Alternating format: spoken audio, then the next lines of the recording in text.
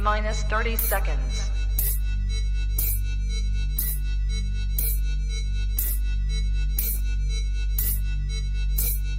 T-minus 20 seconds.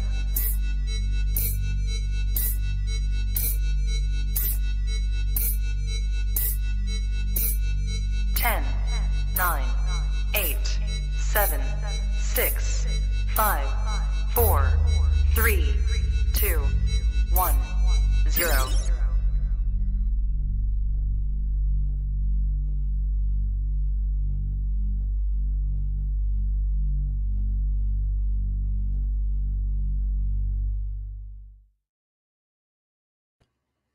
Kush's Corner, episode number 2 on the Trap Talk Reptile Network. We have Ari Flagle of Reptilandia, Reptile Lagoon, and of course, Boelen's Python fame on this evening. Lots of great topics to get into with Ari, but first, obviously, we will support USARC. As many people know, but for any who don't, USARC is the group that is fighting for our rights to keep reptiles, both national and state level legislation, with animal rights groups these days. There is fairly frequent, legislation being proposed on state and federal levels. And thanks to USARC, many of those bills do not pass. So we have a lot of gratitude due to USARC. So if you're not a member yet, please become a member. We have strength in numbers with USARC. The more members, the better. And tonight's show is brought to you by Juggernaut Reptiles, Elijah Armas. For anyone who is into blood and short-tail pythons, he is one of the major players in that game, as well as ball pythons, anacondas, sanzinia, a wide variety of species. You can check him out on all forms of social media and YouTube. And we are also brought to you by Blake's Exotic Feeders. If anyone is in the market for feeder quail, hit up Blake's Exotic Feeders. They hand raise all of their quail, high quality. Definitely give them a shout. And here we are. So, an episode that I'm very much looking forward to tonight. I've known Ari for a good period of time. And as many of you guys know, he's been around for quite a while. He's done a lot of very notable things, all of the research with Boelen's pythons, starting up Reptilandia. We have lots and lots to talk about. We'll just, we got a few people here already. I really appreciate it. Joe, what's going on? Brooke, thank you for being here. Shane Adamson's here. What's going on? Those helmet hairs are absolutely amazing. And plenty of other people too, but I'm anxious to get to the conversation. So let's bring Ari on right now. Ari, what is up? How's it going, man? Thanks for having me. Kush's Corner. Yes. It's number two in the books. That's right. So dude, let's get right to it. Sure. I feel like a lot of people who keep reptiles, eventually the dream is I want to open a reptile zoo. And not only did you open a reptile zoo, you opened a monstrosity of a reptile zoo. So, I can't imagine what that was like. What for anyone who hasn't done what you've done, which is probably everyone listening, what was that like? Because I couldn't have been easy. Okay, so let me start off by saying first. So, I'm a partner of this project. Yes. The real vision is my friend, boss, partner, Quetzal Dwyer, who was opening and operating a facility down in Costa Rica for 20-something years. And he had approached me basically when I was at Fort Worth Zoo, kind of coming to the end of my path there, just because I had wanted to do some more things, and I felt like I was kind of just at the end of what I could do at that institution. Yeah. And he said, "Hey, I've got this vision, and I want to build this facility. I want you to help run it with me." And I said, "Yeah, let's do it." So it started there, and I brought my wife in with me as well, Ryu, to basically be along right side of me, and she's the predominant animal caretaker in the facility. I mean, we're all doing work, but sure, she's the head keeper on that stuff. And then I'm trying to curate this, and then Quetzal and I are working together on developing what works and what doesn't work, and then projects for the future, and then things in there. But initially, I had this idea, when he approached me and said, "Hey, I want to build a zoo. I want you to help me build this thing." I was like, "Oh, okay, great, no problem." But but there's a lot. I feel like I've aged probably 20 years just from it because of the amount of work and stress that's For sure. involved and constant. I mean, we work 7 days a week. We live on site, so it's like, we'll wake up, go down, and today we're back up here, down checking on the building at night, stuff like that and everything. But yeah, it's pretty incredible to be a part of such a project like this, and I feel really proud of what we've been able to accomplish and put together as a team, and hoping to just continue with what we're doing for the future and just make it even better and better. I mean, as with certain parts of the facility, it's still new, so it's still maturing, as Mhm. with other stuff. So yeah, it's an incredible place, and it was absolutely ups and downs and highs and lows, for a lot of it. Continuing, I mean, we work with animals, so I mean that's how it is. Yes, But now we're working on it on a huge scale. of course. Yeah. So for everyone listening, what was the timeline? Like, when did Quetzal first approach you? When did the project actually start? And then when did you guys finally open? I believe we were making trips in 2018, 2019, I think, Okay. to look at sites for the facility. Like, he'd come in, I'd pick him up, and we'd be like driving around Texas and Mhm. checking areas. And then um, I think we broke ground 2019.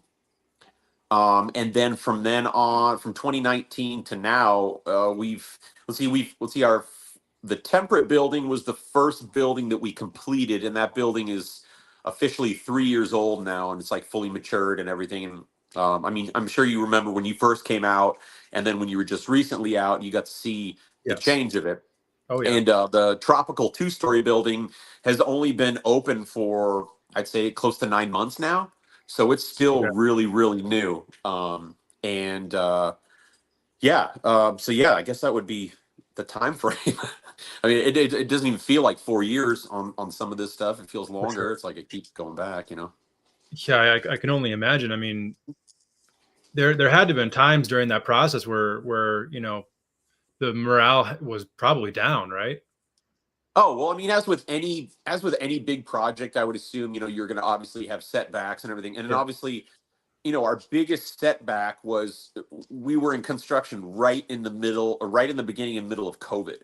So that affected, I mean, so many people, not just us, obviously. And we were dealing with, like, supply chain and everything with materials and stuff, and everything was just like astronomically priced and being able to get it. But we continued surprisingly through COVID. We didn't lose Yeah. any of the time, during that. It just became, later on, where it's like, obviously with the business, there's financial stuff that goes on. So, with, Quetzal putting so much into this facility, it's like, we have to like pick and choose on certain things. But, I'm really proud of what we've done, and where we've come to where we're at now, where we're creating a really nice, clean, specialized, place for people to come and see really incredible animals, not just like super rare animals that we also work with, but like common things that behave like that people don't really get to experience, because the way we have them set up is in these really large naturalistic enclosures. So we're Mhm. seeing behavior that you wouldn't normally get to experience, in smaller size, exhibits, enclosures, stuff like that. Yeah. I mean, absolutely. Like the multi-story monitor exhibits and stuff like that. Yeah. They're things that a lot of us who just keep Nope. and haven't seen these animals in the wild probably would never even consider in the first place. Yeah, it's the 2-story exhibit is really cool. So I mean, I'll kind of sum it up for the people who are listening. It measures 60 feet long by 30 feet high and 20 feet deep at its deepest point, and it has a 30-foot tall waterfall into a corner that fills up another 4-foot deep pool that runs the entire 60 feet. It's massive. And then I built five full-size trees that are in there, and it houses 2.1 Varana salvadori, which are the crocodile monitors, and it also houses two hydrosaurus species too that are in there. There's Caraticellis, the fly river turtles, also in there as well. And I think that's what we have currently. in there, and it's working out fantastic. The sail fins just display wonderfully. They're always out. We're getting we've been getting a lot of copulation with our crocodile monitors lately, and the dynamic of the cage and the mechanism of how the cage was designed is working, which is great. So yeah, it's pretty impressive. I'm just really excited to see it like really mature and the plant growth and everything like that. It'll be incredible. Yeah, I mean, for me, it's so cool to see when I was there last, seeing the Salvadori and the sailfins coexist.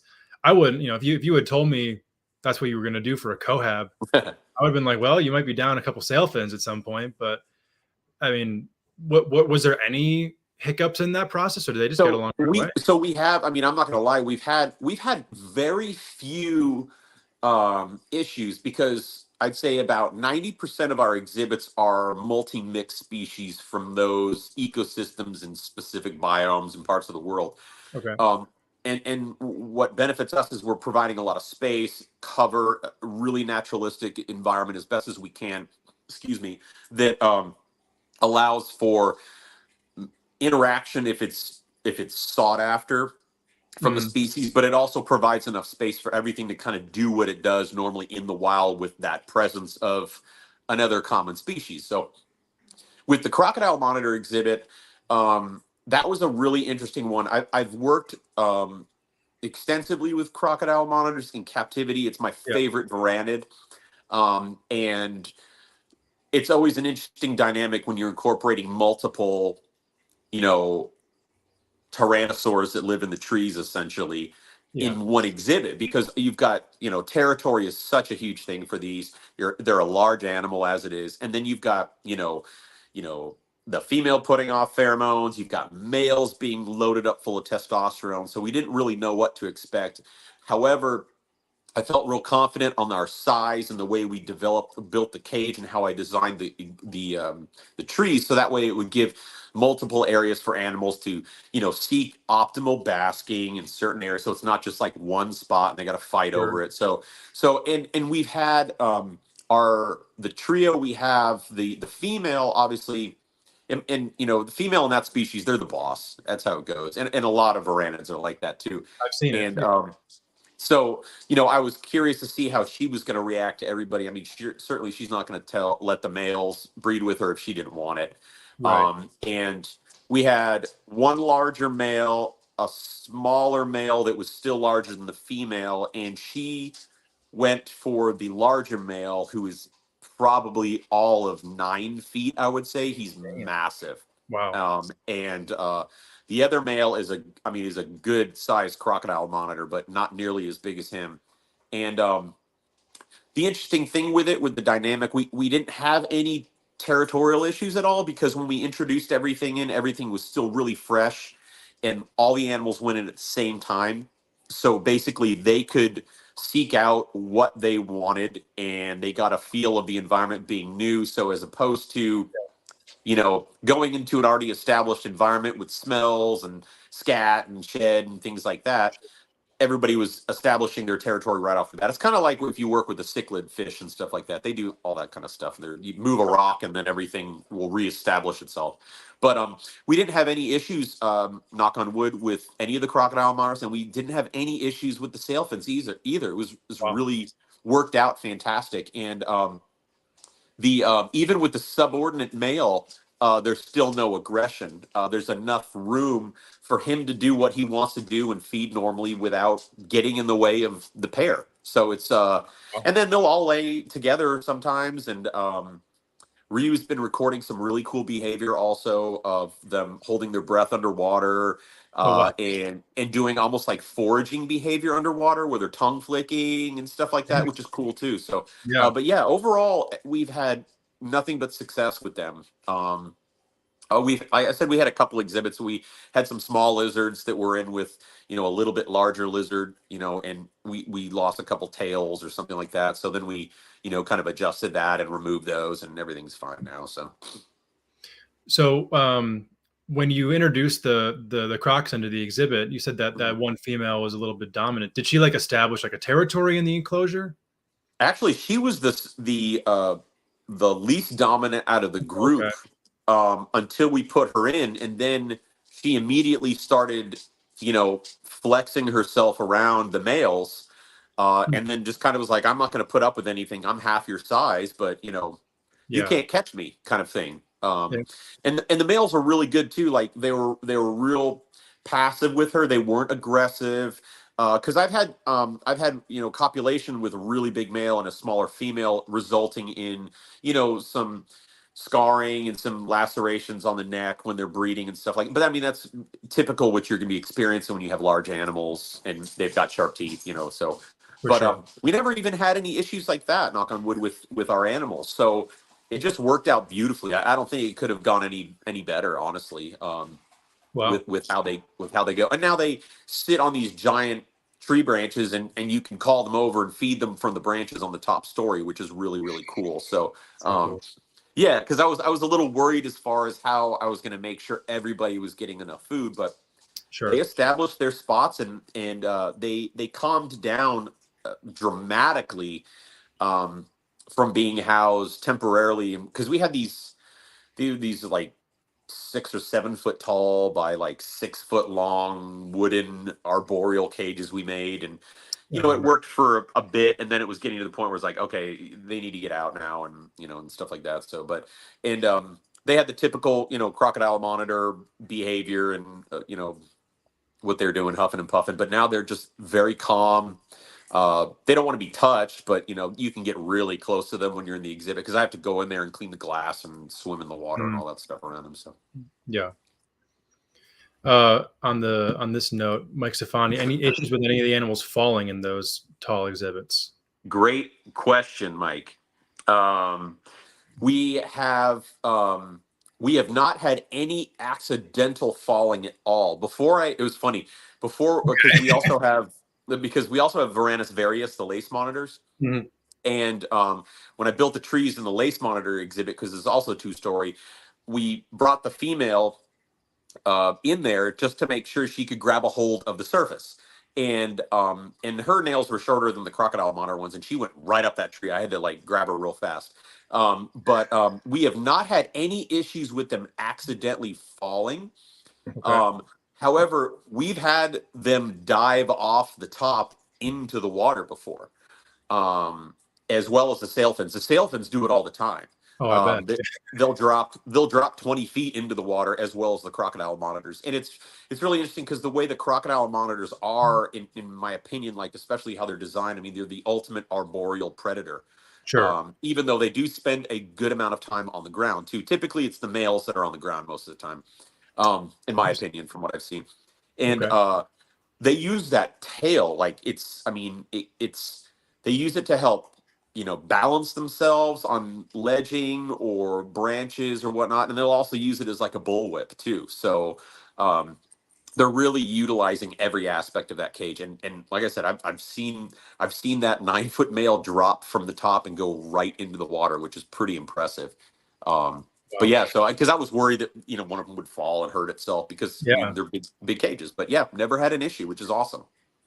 Wow. That's Yeah, I was crazy. terrified. I could imagine that the first dive, that your heart had to have stopped for a few seconds. Oh my god! Well, I was expecting it for the sail fins, because I'm like, okay, that's Sure. going to happen. And then the crocodile monitor dropped off, and I was like, oh my god! I was like, I hope he's okay, and he just swam right off. So Wow. That's hilarious. yeah, it was pretty cool. So, but I mean, I guess that would that would be eliciting natural behavior in the wild. If there was a larger animal in the territory, or a larger predator for that matter, they were going to drop from where they're at and just take off as quick as they can. So that would be, normal behavior. So Yeah, that makes sense. So the lace monitor cage is another one of your 2-story enclosures. What's the size of that enclosure, and what was kind of the thought process behind putting that one together? that one's 30 feet tall also. And that one, I believe, is 12 or 13 feet long. And it's 4 feet deep as well. We wanted to do like a fragment of Australia, like we had this big kind of burnt down tree that was in there that I built, and then these really big tall like split trees that go up, like these big eucalyptus kind of style trees. We want just a piece of Australia in there, and I wanted to give like as much height. We wanted to give as much room as possible because we wanted to see behavior. We didn't want to keep animals in small little boxes and all this and stuff. Because I mean, there's no Sure. fun for us as keepers as well as for the animals. I mean, it's gonna suck living in a little box, you know. Um, so we wanted to give these big lizards, and they are, you Yeah. know, as much space as possible, and they utilize every inch of those exhibits. They go up all the way to the top when it's, you know, when the sun comes out, because we've got UV penetrating plexiglass up on the Okay. top, which was a fortune, and but it's Imagine. super cool Yeah. because it allows natural UV to come through in the skylights that we have. So we have these big panes of this UV translucent plexi that we have on these big exhibits, and they go up there, they bask, and then they go down to these other spots and they utilize a smaller basking. And we do a lot of these overhead heating elements too that we learned about from San Antonio Zoo, because we deal with them quite frequently, and we've got a lot of friends there, and so we're like bouncing information off ideas and stuff, and they're like they're using these overhead heating elements that are kind of like, I don't know, maybe like 3.5, 4 feet long, and they just get wicked hot.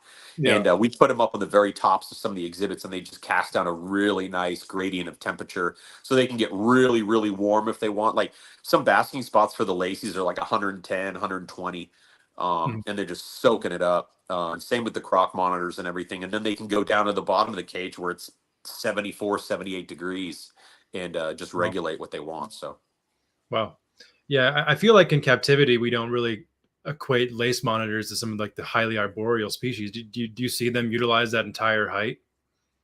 Um, I mean, I wouldn't say they're a highly arboreal. I would say that, you know, if you give them a log, they're going to go for it. You know, Sure.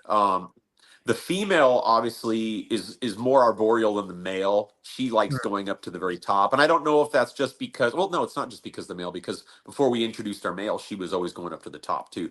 Um, I mean, I've seen photos of them in the wild and being in trees and stuff like that too. But like when you compare it to like the arboreality, I guess if that's a word, might have made that It was up. me. Sounds good though. It does. Compared to the crocodile monitor versus a lace monitor, it's like, Mm. Pepsi and Coke. Exactly. So, but they certainly will climb. I mean, they'll go for it if they do. But I see a lot with the female more or less than the male. So. Okay. I mean, probably just because she's half the size, if not smaller.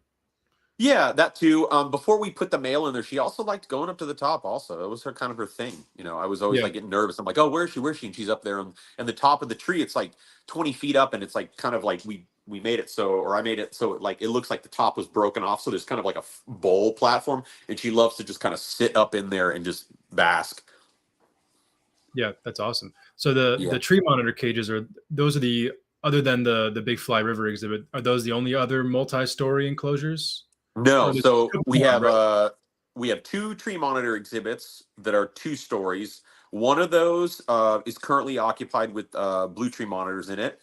The Okay. other one we're still doing black tree monitors on it, but we just haven't gotten them in yet for it. Got it. Um, then we have our Caribbean exhibit for our Cuban iguanas is a Mhm. 2-story exhibit.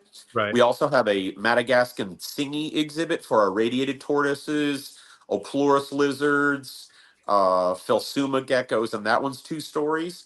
Then we have a South American exhibit with right now it's got Podocnemus unifilis, the yellow-headed turtles, yellow-footed tortoises in it. There's some Mhm. basilisks in there. We're going to be putting caiman lizards in there as well too, and that's 2-story. And then we have a large kind of Australian themed now exhibit where we have the our Mertens waters are in that came from Mike Stefani. Thank you, Mike. And we have our Eastern water dragons in there as well, and that is a 2-story also. So we had Okay. to kind of move some stuff around just because. I mean, as with anything, I mean, some things go as planned and some things don't on the Sure. build. Okay. And so we're kind of like, let's move these guys over. It's more of a dynamic cage now because there's so much going on and everybody really loves it. And the Mertens have like so much room. I mean, they've got Yeah. 20 feet, 20 by 10 by 4 of swimming. Wow. And it's a 2-story, so they can go all the way to the top if they want, and it's a really bright cage, so it's cool. But I think those are the only two-story cages that you're view. Yeah, I think so. Okay. But I figure in some of those exhibits, some of these species probably are just sticking to top or bottom, or are Yeah, they moving around? it's real interesting. So like the cyclura that we have, like our Cubans, the male likes to go up to the very top and sit up there. And the way I built it was we have a really big rock wall. Yeah. And he goes all the way to the top. And then we have the Enola small wood eye that go all the way up to the top also. And they sit up there. Sure. And it makes sense because it's brightest. But the female Cuban, she stays at the bottom for the most part. Okay. The water dragons and the Mertens both go all the way to the top. They just go up and down. And then on Wow. the singing exhibit, obviously the radiateds can't go to the top. I would not want that. But the Yeah. Oplurus lizards are up there, and then the Phelsuma are up there as well. Oh, and we also have another 2-story of the. It had the what was that? Forest dragons in there, I believe. Okay. The Hypsilurus magnus in there, and then we kind of moved it around. We're going to do something else with it, but it's also a 2-story as well. Okay. Yeah, that's so interesting. I mean, of how it kind of turned out now, like what percentage of that was in the original plan? Like how much kind of moved and changed as you guys were going? Wow, so it's changed a lot from the original plans and blueprints and stuff. Um, I mean, obviously in the master plan we had specific spots, but over time things change. Like money and availability of certain animals for the plan. So Sure. we've kind of modified certain exhibits that we initially intended for certain things to kind of work for what we're doing now, and it found out that it's actually working better. So. And I mean, a lot of our exhibits, like I was saying back to the 2-story stuff, a lot of our exhibits on our southern wall feel like 2 stories because they're really tall. I mean, like 12 feet tall. So, but there's no access from the top to view them like down in or eye level. So, okay, interesting. So at this point, what's like the rough like species count of the zoo? Do you know off the top? I had some technical difficulties on my end. I think. Can you hear me? Uh-oh.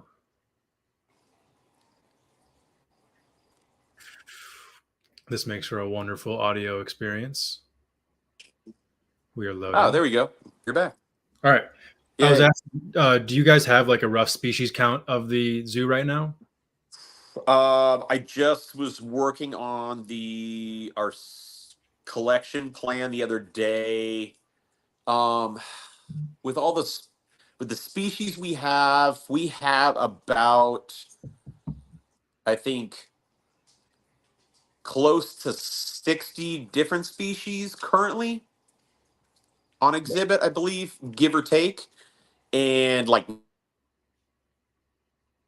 are right now. I mean, we're a lot, a lot.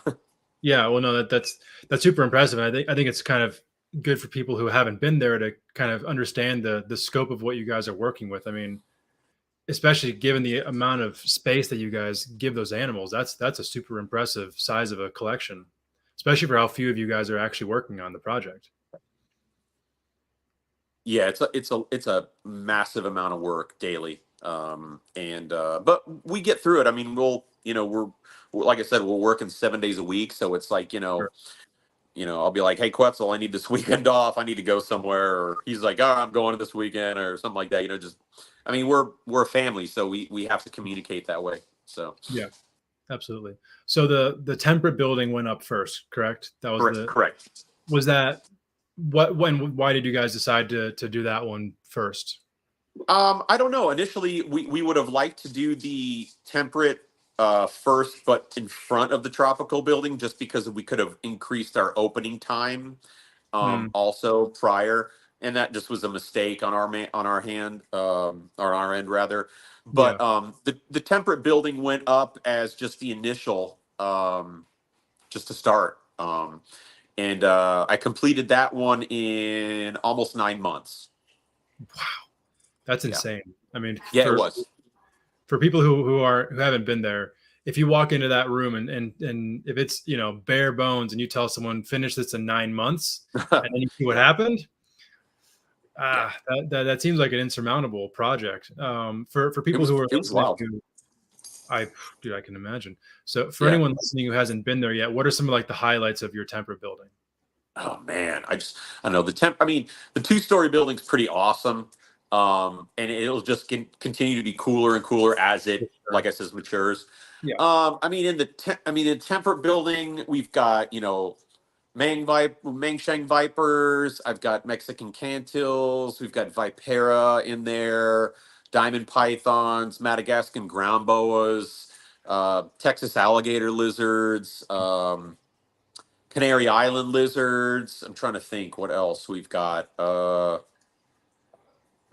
anacondas, Hydrodynastes gigas, a cool Texas exhibit with some natives in there, copperhead rattlesnake kind of thing. Um, Sulawesi forest tortoises or Sulawesi forest turtles.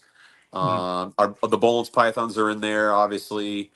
Um, I think I mean, there's all sorts of cool stuff in there. Those are just right off the top of my head. So, Yeah. the stuff I had to feed today, essentially. Hey, fair enough. Yeah. And I think Yeah. it's super cool for people to see that because, I think many people don't associate reptiles with that type of climate. It's Yeah. interesting Yeah. to walk into It's a cold building and reptiles are thriving in there. yeah, it's cool. And we've had really good luck with it too, because what we do is we just let the buildings cycle naturally. Okay. And what we'll do is we let it get down to, I think the coldest we got it to was 52. Okay. And we weren't even pushing it like what we could get it to, but I mean, Sure. we did our 52 is our tester, I think, and then it's like averaging like 55 in there, and then typically in the daytime it's anywhere from 76 to 82, I think, on the high. Okay. um but it's a different feel when you go inside. Even the smell and all that stuff from just the exhibits and all that, I just love it. It's like this really fresh kind of natural vegetative smell and everything like that in there too. Yeah. But yeah, all the animals really responded well to the temperatures and the cycling, and all those exhibits too have natural skylights on them as well. So Okay. we have supplemental heating placed throughout the exhibits, and they're all in different spots. So that way, if the animals need to warm themselves up, they can go to that, as well as um, cycling from the light cycle from outside as well. Okay. Yeah, Yeah. that's super cool. What's the temperature cycle in the tropical building? The tropical building, so the tropical building hasn't even been up yet for a year, realistically, Mhm. and we're still kind of fine tuning it. But the winter was interesting because it was a good learning curve for us to try to figure out. I mean, all the buildings are insulated really well, and they hold temperature really well. I mean, obviously, the tropical building, we don't want the temps to really fall super low because it's a tropical environment. Sure. So I think we were maintaining that building around 78 to like maybe mid 70s or so, with heating Okay. and stuff in there as well. I mean, obviously they're bigger cages, so there's more heating elements throughout the facility, throughout that section, so that way it's warming it up more. And then the humidity Sure. up in there is like, the 60 to 70%. So, but Okay. this summer will be interesting to see what we do, and the temps go. I mean, with everything. So I mean, obviously it's got AC in it too. So the entire facility is indoors. So Yeah. that's a really good visiting point. When it's super hot, you come to Reptilandia. It's nice and cool. Yep. I mean, it's hard to beat that. That's So, right.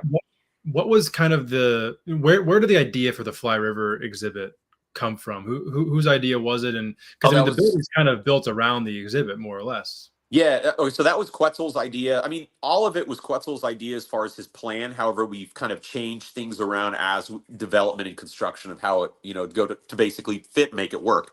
And then Yeah. some things we didn't, we started and we had to change because it just wasn't realistic at the time. Doesn't mean we're not going to try it later, but um, the Fly River turtle was kind of like one of his main ideas, and we kind of joke because it's like he wanted like this kind of like Scarface scene at the top of the stairs, with the Fly Rivers, and you've got these stairs going wrapping around it, and he was like, I want this to look like Scarface. I was like, all right, cool. So we came up with a cool idea. So then we built these stairs, and I made them look like tree branches, and got this giant display in the middle with open windows on the side for the fly rivers, and we have a compatible pair of fly rivers in there, and then we've got Australian side neck, or yeah, I think it's Australian side neck. New Guinea side neck.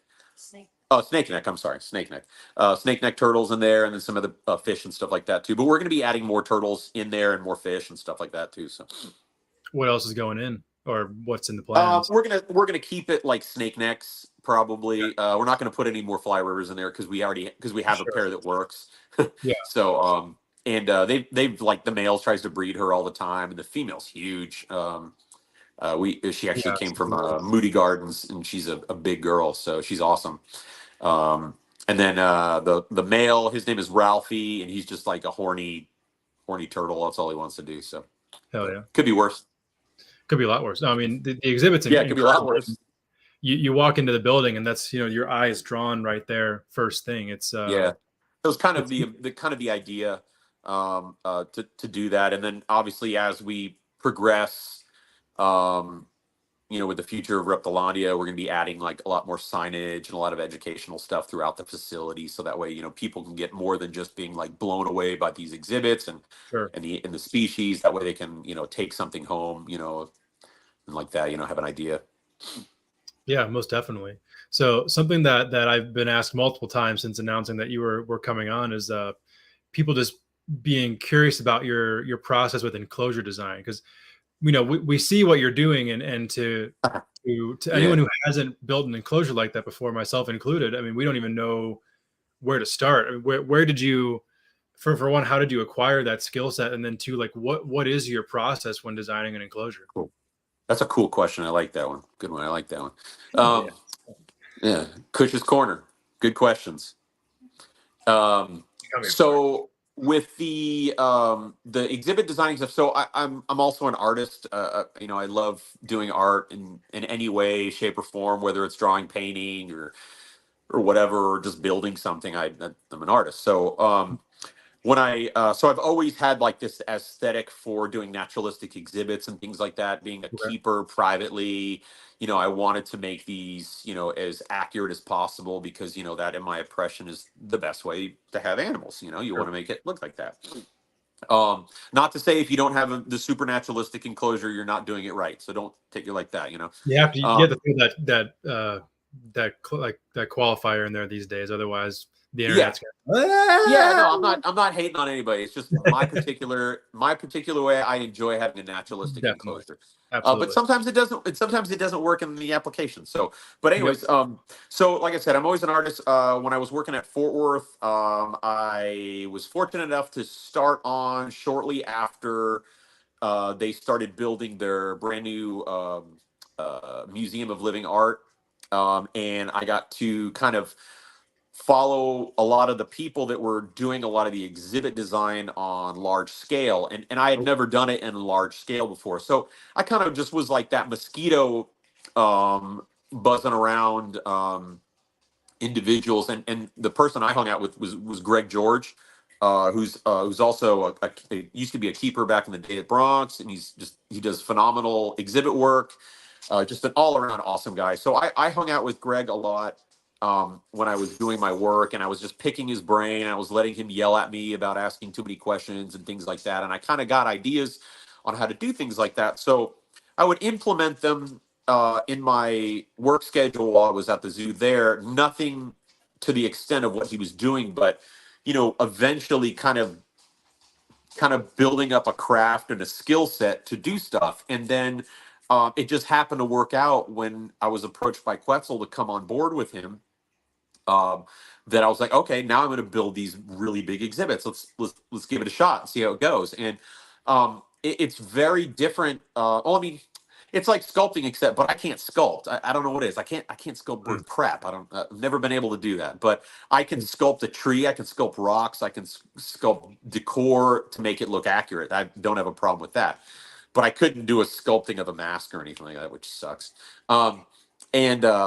Basically, what it entailed, depending on the the project itself. So like give you an idea, like so for some of the I think like the 10-foot by 10-foot by 6-foot exhibits, I had to do like trees in there, and because it's such a large scale, I had to start with a metal armature basically. So I had essentially on my team that I was working with, I had a welder, and then I had 2 laborers with me, and that was what I was doing these exhibits. So I had a welder build me an armature that I would go through with and design. And basically, an armature, if for people that aren't sure, it's a skeleton, it's a frame. So I would make a tree frame, basically very rudimentary, a 3-dimensional to an extent, and then you weld it into the position you want it. You weld how many branches you want, roots, whatever. If it's going to have holes in it, you do all that stuff first. And then what we do is we'd wrap it with lathe wire, which is really horrible stuff. So you've got to use gloves and everything because you'll cut your hands up really good. You wrap it with that. And then after that, it's a process of applying concrete. And I prefer to work with concrete for several reasons. One, it's super cheap. And 2, I can get really, really good detail out of it.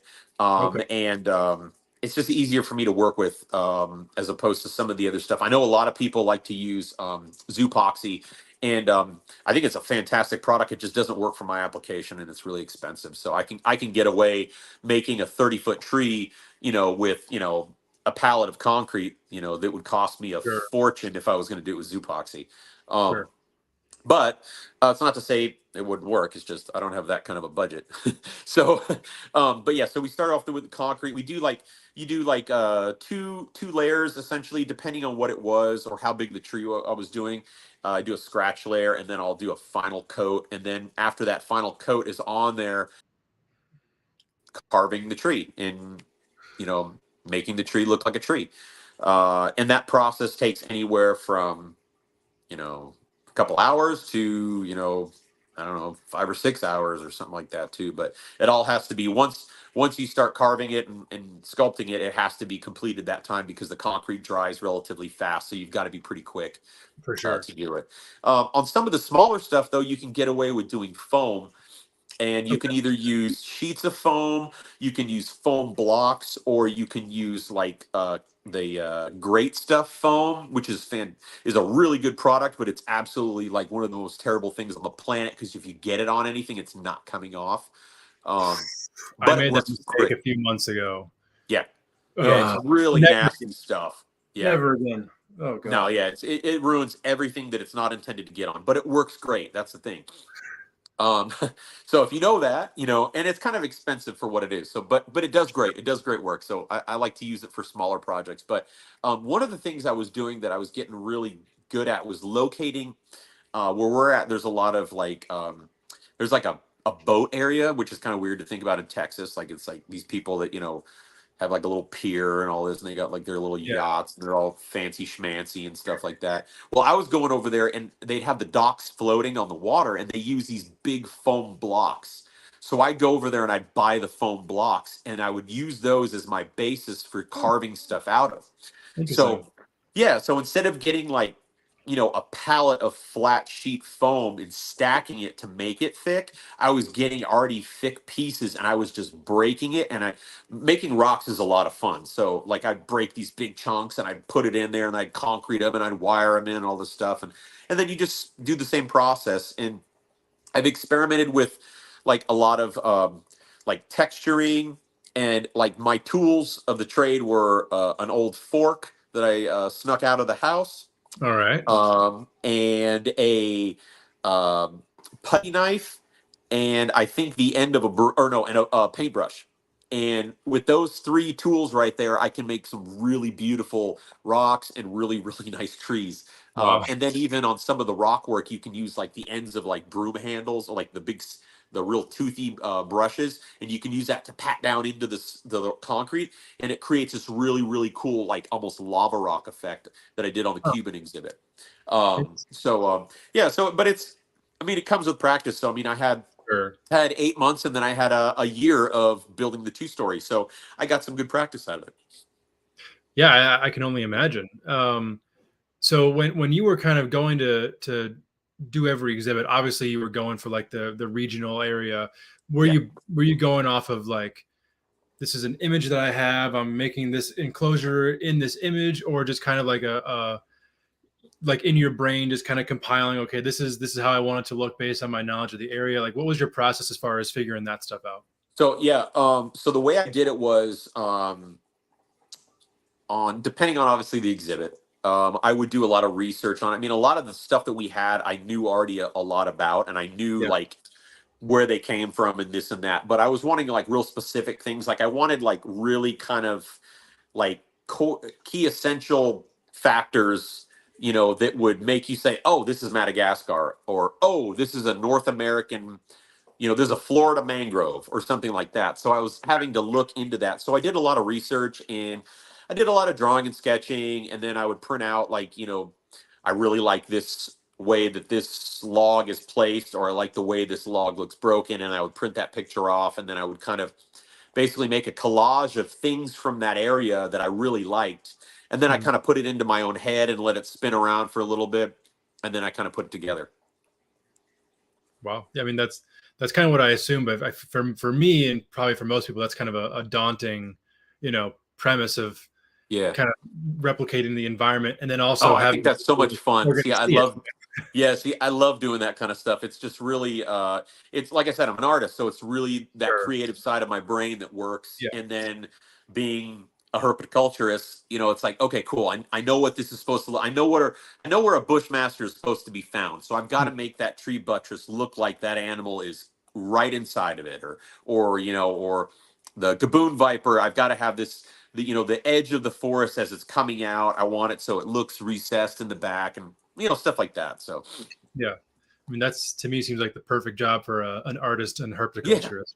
Yeah, so, and there's a lot of companies that do it on big scale and everything like that. And I've posted stuff up like saying, hey, if anybody wants some, you know, some exhibit work done, hit me up. You know, I'm not building exhibits like I was, you know, because unfortunately, like a lot of these companies who do this, they're super expensive, and you know, just you know, because it's like corporate bids and all this stuff for aquariums and stuff. So you know, if there's anybody out there that wants some cool shit, you know, hit me up. So, but yeah, it's a lot of fun to do that. I really like the challenge of making it. I like the challenge of working with something and giving it that organic feel and making it look like you really feel like it's real. And that's the challenge. I mean, because anybody can make a tree, everybody can make a rock, but you've got to be able to not just have an inanimate object there. It's got to be able to look real. It's got to, you know, it has to lay right. It has to function right. It's also got to be able to handle, you know, if it's a basking spot, it's got to be able to handle excessive heat, things like that too. And we did a lot of thinking, Quetzal and I, when we were coming up with ideas initially before I started like physically creating it, like especially with some of the monitors, and we tried to implement it, but it just didn't work out where we were going to be putting like, because we wanted for our basking spots for our monitor lizards, we wanted to get like super hot. We wanted to give them like really warm spots to bask, like in nature. You know, they need to be warm. So we even tried to incorporate like pieces of tin metal into some of the portions of the tree limbs, so that way it could get really, really hot in certain spots. It just didn't work out, so we ended up scratching that. But like that was the kind of stuff we were thinking about. Like we wanted to have to have that, not just to benefit the animals, but also to incorporate behavior and you know, come up with cool ideas. You know, that's the fun part. You know. Yeah. I mean, that's what I feel like is so special about what you guys have done is, you know, you get to see exhibits that you really can't see anywhere else. That was our goal. We wanted, you know, I want people to come in. I want them to feel like they're in West Papua. I want them to feel like they're in singing Madagascar. And that was the hardest thing, to be able to do it where you could feel like you really were. And I think we did it. I think I got it. I think you did too. Trust me. I as a patron of the zoo, that's right. Nailed it. I can only imagine how the design of the croc monitor exhibit went. Who was it? Your idea, Quetzal's idea, Ryu's idea for how that went, and then like how did the design process kind of start on that exhibit? Because so you have that all one, you need utility and also the visual. Yeah. So that exhibit, okay. So that one was That one was Quetzal's idea, obviously, as well. And it was like, hey, he was like, I want to make a gigantic crocodile monitor exhibit. I'm like, let's do this. You know, it was like, how Yeah. big? And he's like, how big should we do? I was like, let's just do the whole back wall of the building. It's 60 feet by 30 feet. Why not?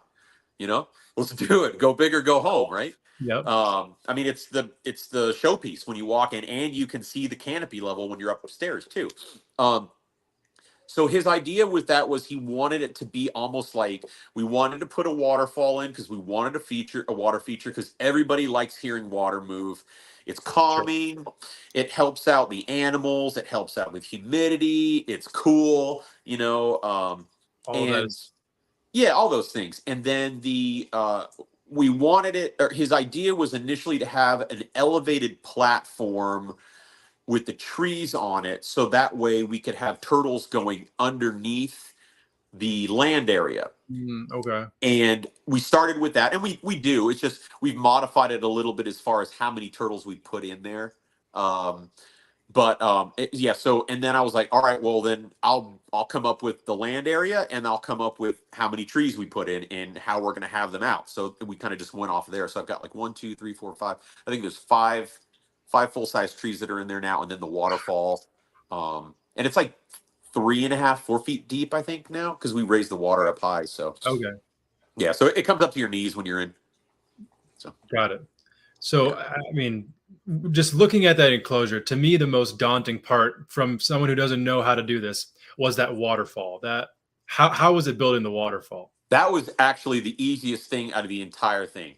Interesting. So we had a couple laborers helping us out, and we just basically shaped out the form of it and stacked rock on it and everything like there. The hardest part of the whole thing was the trees itself, because I only had so much limited space to be able to work, and I was functioning by myself to do it because I had anybody else that was there that had skill level to shape a tree out and paint the tree. So I had to do trees in sections, and it took me a month, a little over a month, to do the 5 trees. And that was I had all these scaffolding things out there, like this crazy not OSHA approved shit. Sorry. And I was like balancing on boards and carving trees out at the top. And I mean, it's like you're 30 feet up trying to do it. It was crazy. Yeah, And it was just like I was so excited to get it to do it, but I was also so glad that it was done, because it was just such a daunting. I went through so much pain, and I airbrushed the trees. So I had to rig up like this 60-foot long hose for my compressor, and I'm holding the compressor up there. It was a nightmare, but I got it done. It looks awesome. The lizards love it. And yeah, I can only imagine. One of my favorite exhibits at the zoo was the African dwarf croc exhibit. Take me through the design process of that and how that all came together. That one kind of was like, it just kind of fell into place. That one's a fun one. It's not my favorite exhibit, but it's still cool. The way we kind of wanted it was a dark forest, essentially, like the interior of a dark forest in the Congo. And we've got these big trees that kind of like root out into the bottom, and it creates like a pool that I don't know the measurements. I think it's like probably like a 10-foot by 10-foot size pool, and it's about 4 feet deep, I think. And we wanted it to just kind of like corral an area of water, and then provide like an area to kind of creep out where they can bass. So it was a pretty easy one to do. It was funny when I was making it, I kept, like, for whatever reason, my trees kept looking like some Tim Burton thing at the tops, which isn't bad, but so I did these big, like, kind of rooty trees with branches coming out and, you know, kind of hanging over, and we got a bunch of bamboo and stuff in there for them and everything. And then we have another Osteolaemus cages exhibit as well. Now, that one first was intended to be a South American exhibit, but we decided to do our Philippine exhibit. We turned that one into the South American exhibit and moved our Philippine lizards into the croc monitor exhibit, which worked out even better. Yeah. So we turned the old South American exhibit into another like African dwarf croc, because we have 3 Osteolaemus. So And that one was, did like big trees and stuff like that because it was supposed to be for like, South American stuff, like lizards basking up on the top. But it's cool because we have a really sweet dwarf crocodile in there, and I think she's an older animal, but she's got like a little goofy eye, so she's always like looking around like that. But she's awesome. She's got a lot of character too, and she eats great. So, That's yeah, awesome. so she's got that whole cage to herself, and that way the pair can, do what they want to do in their cage. Have you seen any action out of those guys? Yeah, we have actually. The first, let's see, last year we got them mid year last year, I Okay. believe. And we had we put the trio together right away. And now I've worked with dwarf crocodiles before, and like I said before, with like uh, females and varanids for sure are usually the boss, but a lot of times crocodilians are the same way. So Mm. the male automatically checked out one of the females, and then the other female that was not of interest kind of was pushed away. And we could tell immediately because she didn't want to go in the water. She was on that. So it worked out really well for us. So we separated her. She does great by herself, and the pair together, they bellow. The Osteolamus call is absolutely terrifying, and they always do it like at night when we're either myself, Quetzal, or Rio are shutting off the lights in the building, and you hear like this crazy like brah, like it's terrifying. But they bellow really loud. We saw the male courting and attempting to copulate. I think maybe about 5 or 6 months ago. So we're hoping, that it'll continue and eventually we'll get Osteolamus eggs, which would be fantastic. So, That'd be but yeah, incredible. they paired up right away. It was awesome. And they eat great together. They go station at their own spots so we can feed them. So Reed feeds them separately. And yeah, they're just a super cool crocodilian. Yeah, I mean they're one of my favorites. Answer this as fully or incompletely as you'd like to, but what kind of reproduction have you had on exhibit so far? Have you produced any Oh, cool. species? What are you seeing with that? Because I feel like a Okay, lot of so people think about a big enclosure like that, and then they're like, oh, this must not be ideal for breeding because the basking spot's here, and they're going to want to lay here, and they're going to not yeah, find each, yeah, stuff like that. But yeah. Well, a lot of it is like, when we're incorporating these big exhibits, we've got to one of the things I see sadly being neglected in herpetoculture and in captivity is letting the animals speak to you. sure, Uh, that's like the number one thing as a keeper.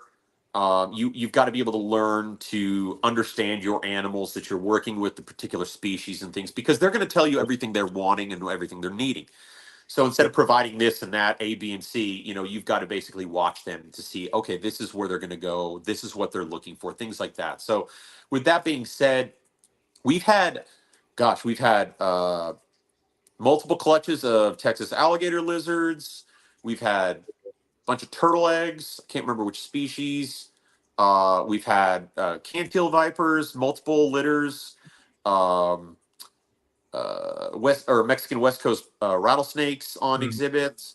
Lots of different Nerodia. I love water snakes. They're so much fun to watch.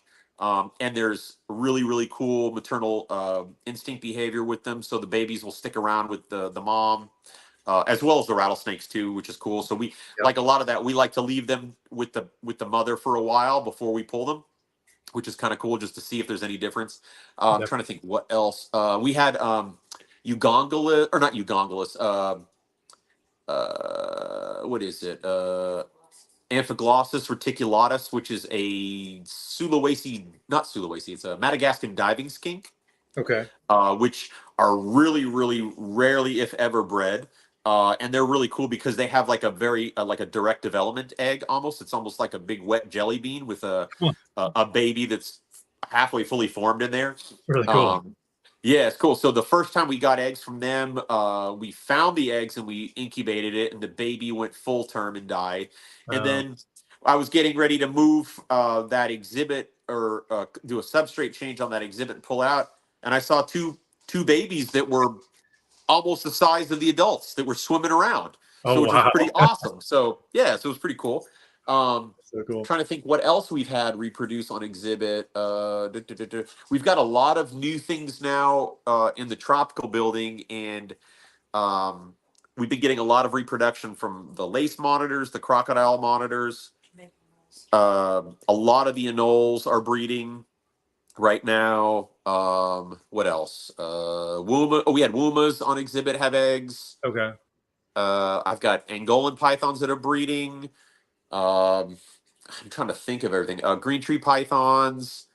What else? A lot of stuff. Yeah, it's just gonna. Oh, we've got knock on wood. We have a what looks like a very gravid crocodilurus, which I'm very excited about. Hell yeah.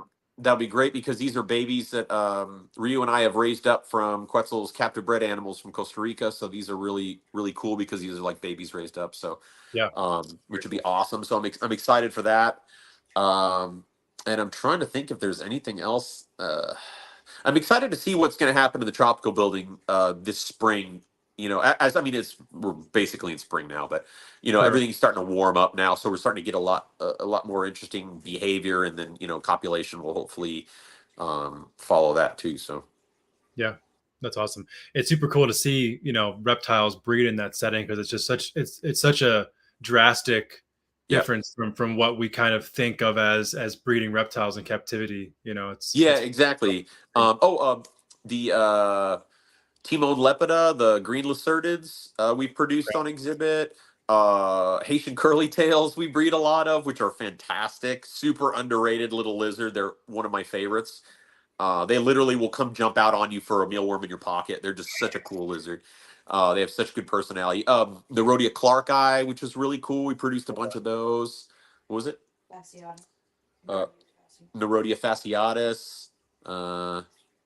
We've had courting from our Mang vipers, but I've not okay. seen physical copulation yet. What time of year were they courting each other? I'm trying to remember. I've had courting throughout the year, which is interesting. The Okay. way I designed their exhibit is it's a big waterfall, and then there's a really large water or land area that kind of goes around the waterfall, and it's just really dense with vegetation.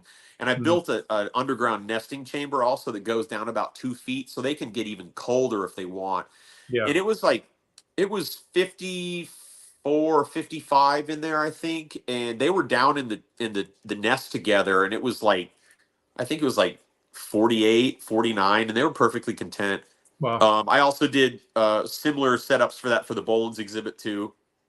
Um, but the Mangs, I think the female's just not ready yet. I think this will be her year for this coming season, Okay. which will Yeah, be cool. that's So and they super like cool. they're one of my favorite snakes, and I'm not a huge venomous guy. I really enjoy venomous snakes, but you know it's not my shtick really. Sure. But the Mang vipers are so interesting, and they're probably one of the most interesting snakes behavior wise that we have in the collection. I think, Yeah. um, just because I mean you know you're working with them as well too, so it's Yep. like they're just a very interesting and the way I have them set up is it's very wet. Like it's constantly humid. It's constantly raining, and they're just so interesting to watch. They come out when the water level drops and rises up, Wow. and they're very pair bonded, where the male will sit outside of the nest and I'll do this behavior I call like nest guarding, where he waits for the Hmm. female to come out, and he'll drape his tail down into the nest chamber with her, almost like so he's touching her still, so he knows she's in there, but he's never really far from her at all, within probably like maybe a few feet of anywhere Wow. in the exhibit. Oh, It's really cool. that's super interesting. Yeah. Have they done that the entire time on exhibit, or did it start after a certain When time? as she started getting bigger, and we started seeing the the kind of breeding reproductive kind of behavior, then it started taking place, and now it's like they're either always together or they're really in close proximity. So if you can see one of them, the other one's going to be right near it. Wow. Yeah, Wow, that's super interesting. yeah, it's cool. Um, They're really cool. They're such a really cool snake. oh, I know Oh, you firsthand. know, They're yeah, incredible. yeah, There's very few species that kind of have that presence that a Mangshan viper does as far as snakes yeah. go. They're really And I mean, special. there's very few, in my opinion, that can even trump that camouflage. I mean, it is just unbelievable. I mean, it's even a gaboon viper. It's like, oh my, it's it's just a cool snake. It's just a very cool snake. Yeah. On that topic, what venomous species are you guys working with over there?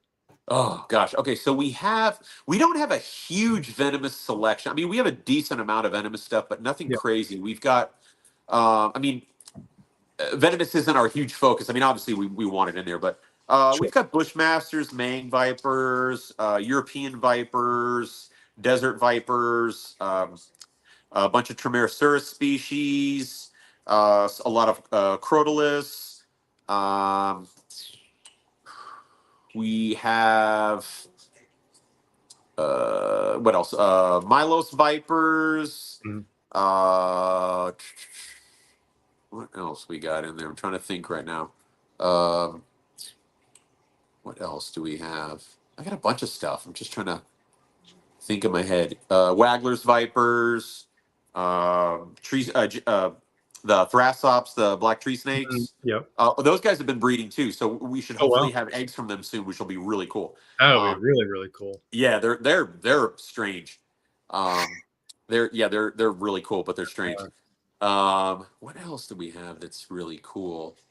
Trying to think. We'll eventually get some more vipers, I'm sure. But like I said, like I don't know, like the collection itself works with what we kind of currently have. I mean, obviously, what is it? Oh, we have jumping vipers too,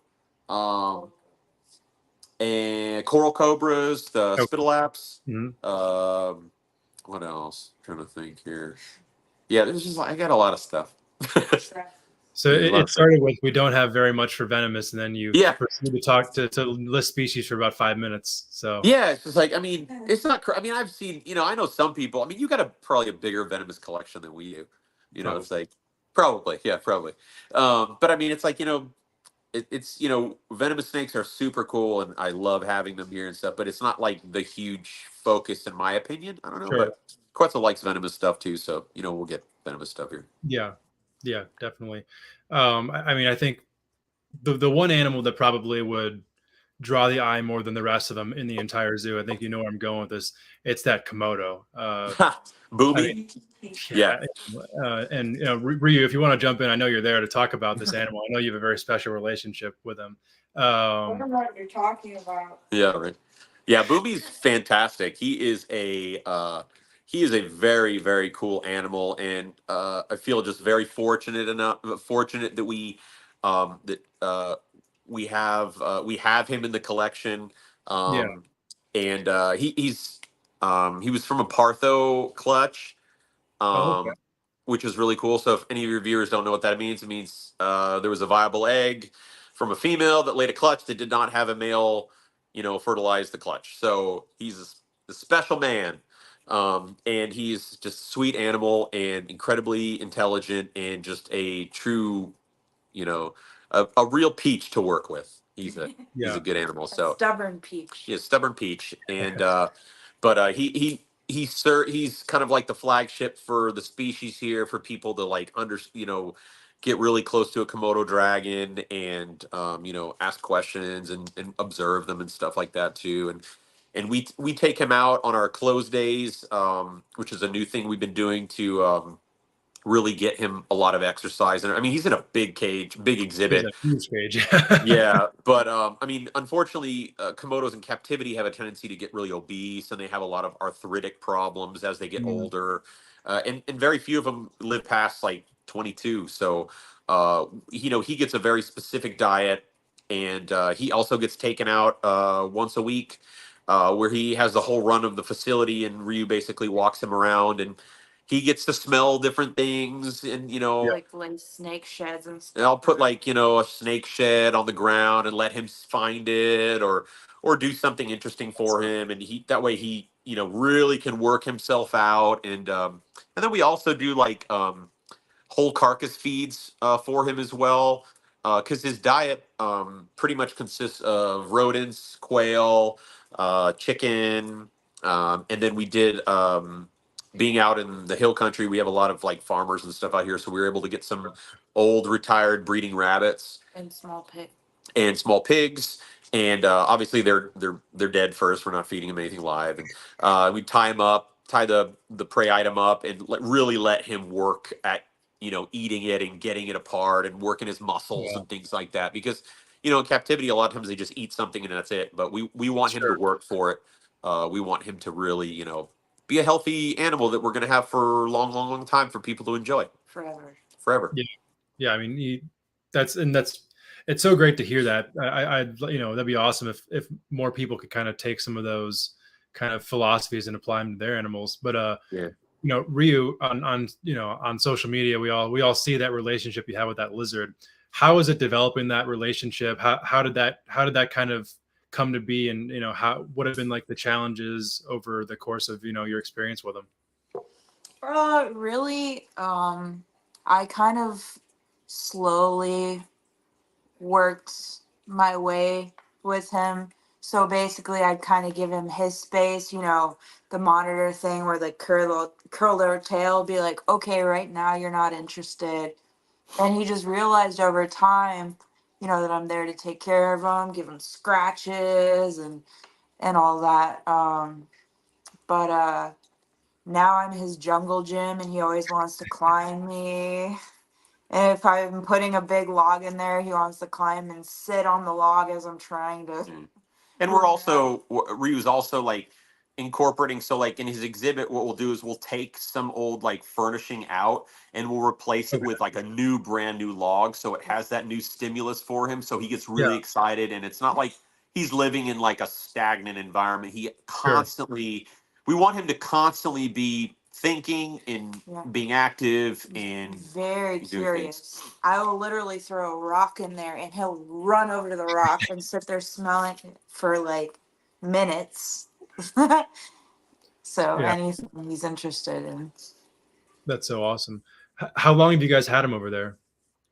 We've had Boomy now since September-ish, maybe. Last September. Yeah. Okay. Yeah, I'd say about last September. Yeah, he came from a couple other zoos, and finally ended up with us. So, which I'm glad. And because, like I said, I keep saying he's just a joy to work with because he's just wonderful animal. I mean, he's a Komodo dragon, and he actively enjoys interacting. Yeah. That's probably the best way to put it. Like, absolutely. I mean, if we could, I would love to have people interact with him more, just because he's such an interesting animal, and it's incredible. I mean, it's incredible. It's about as close as you're going to get to a dinosaur, if you look at it that way. And a lot of people just don't know. A lot of people know what a Komodo dragon is, but a lot of people don't know what a Komodo dragon is, if that makes sense. Yeah. Sure. So, but yeah, he's fantastic. He's one of my favorite animals. I like the perentie. He's cool too. He's starting to get better. Yeah, let's talk about the perentie. I mean, that's even in zoo institutions. That is that's a diamond in the rough. Yeah. About working with a perentie monitor. That's a dream for almost every reptile keeper. Myself. Yeah, I know, right? Yeah, it's that one was interesting. I worked with that one for a while for us to acquire a lone male animal, and it's a very. I mean, I've worked with a lot of different species and a lot of different species of varanid, and they're definitely a very unique animal.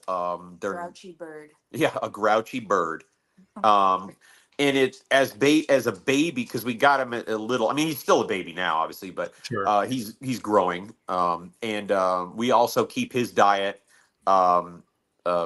similar to the Komodos, and on the aspect of it's like he's not a garbage disposal. He gets little quail. He gets lots of insects, little things like that just stimulate his mind. And I'd rather have his mind stimulated than his belly growing to drag on the floor.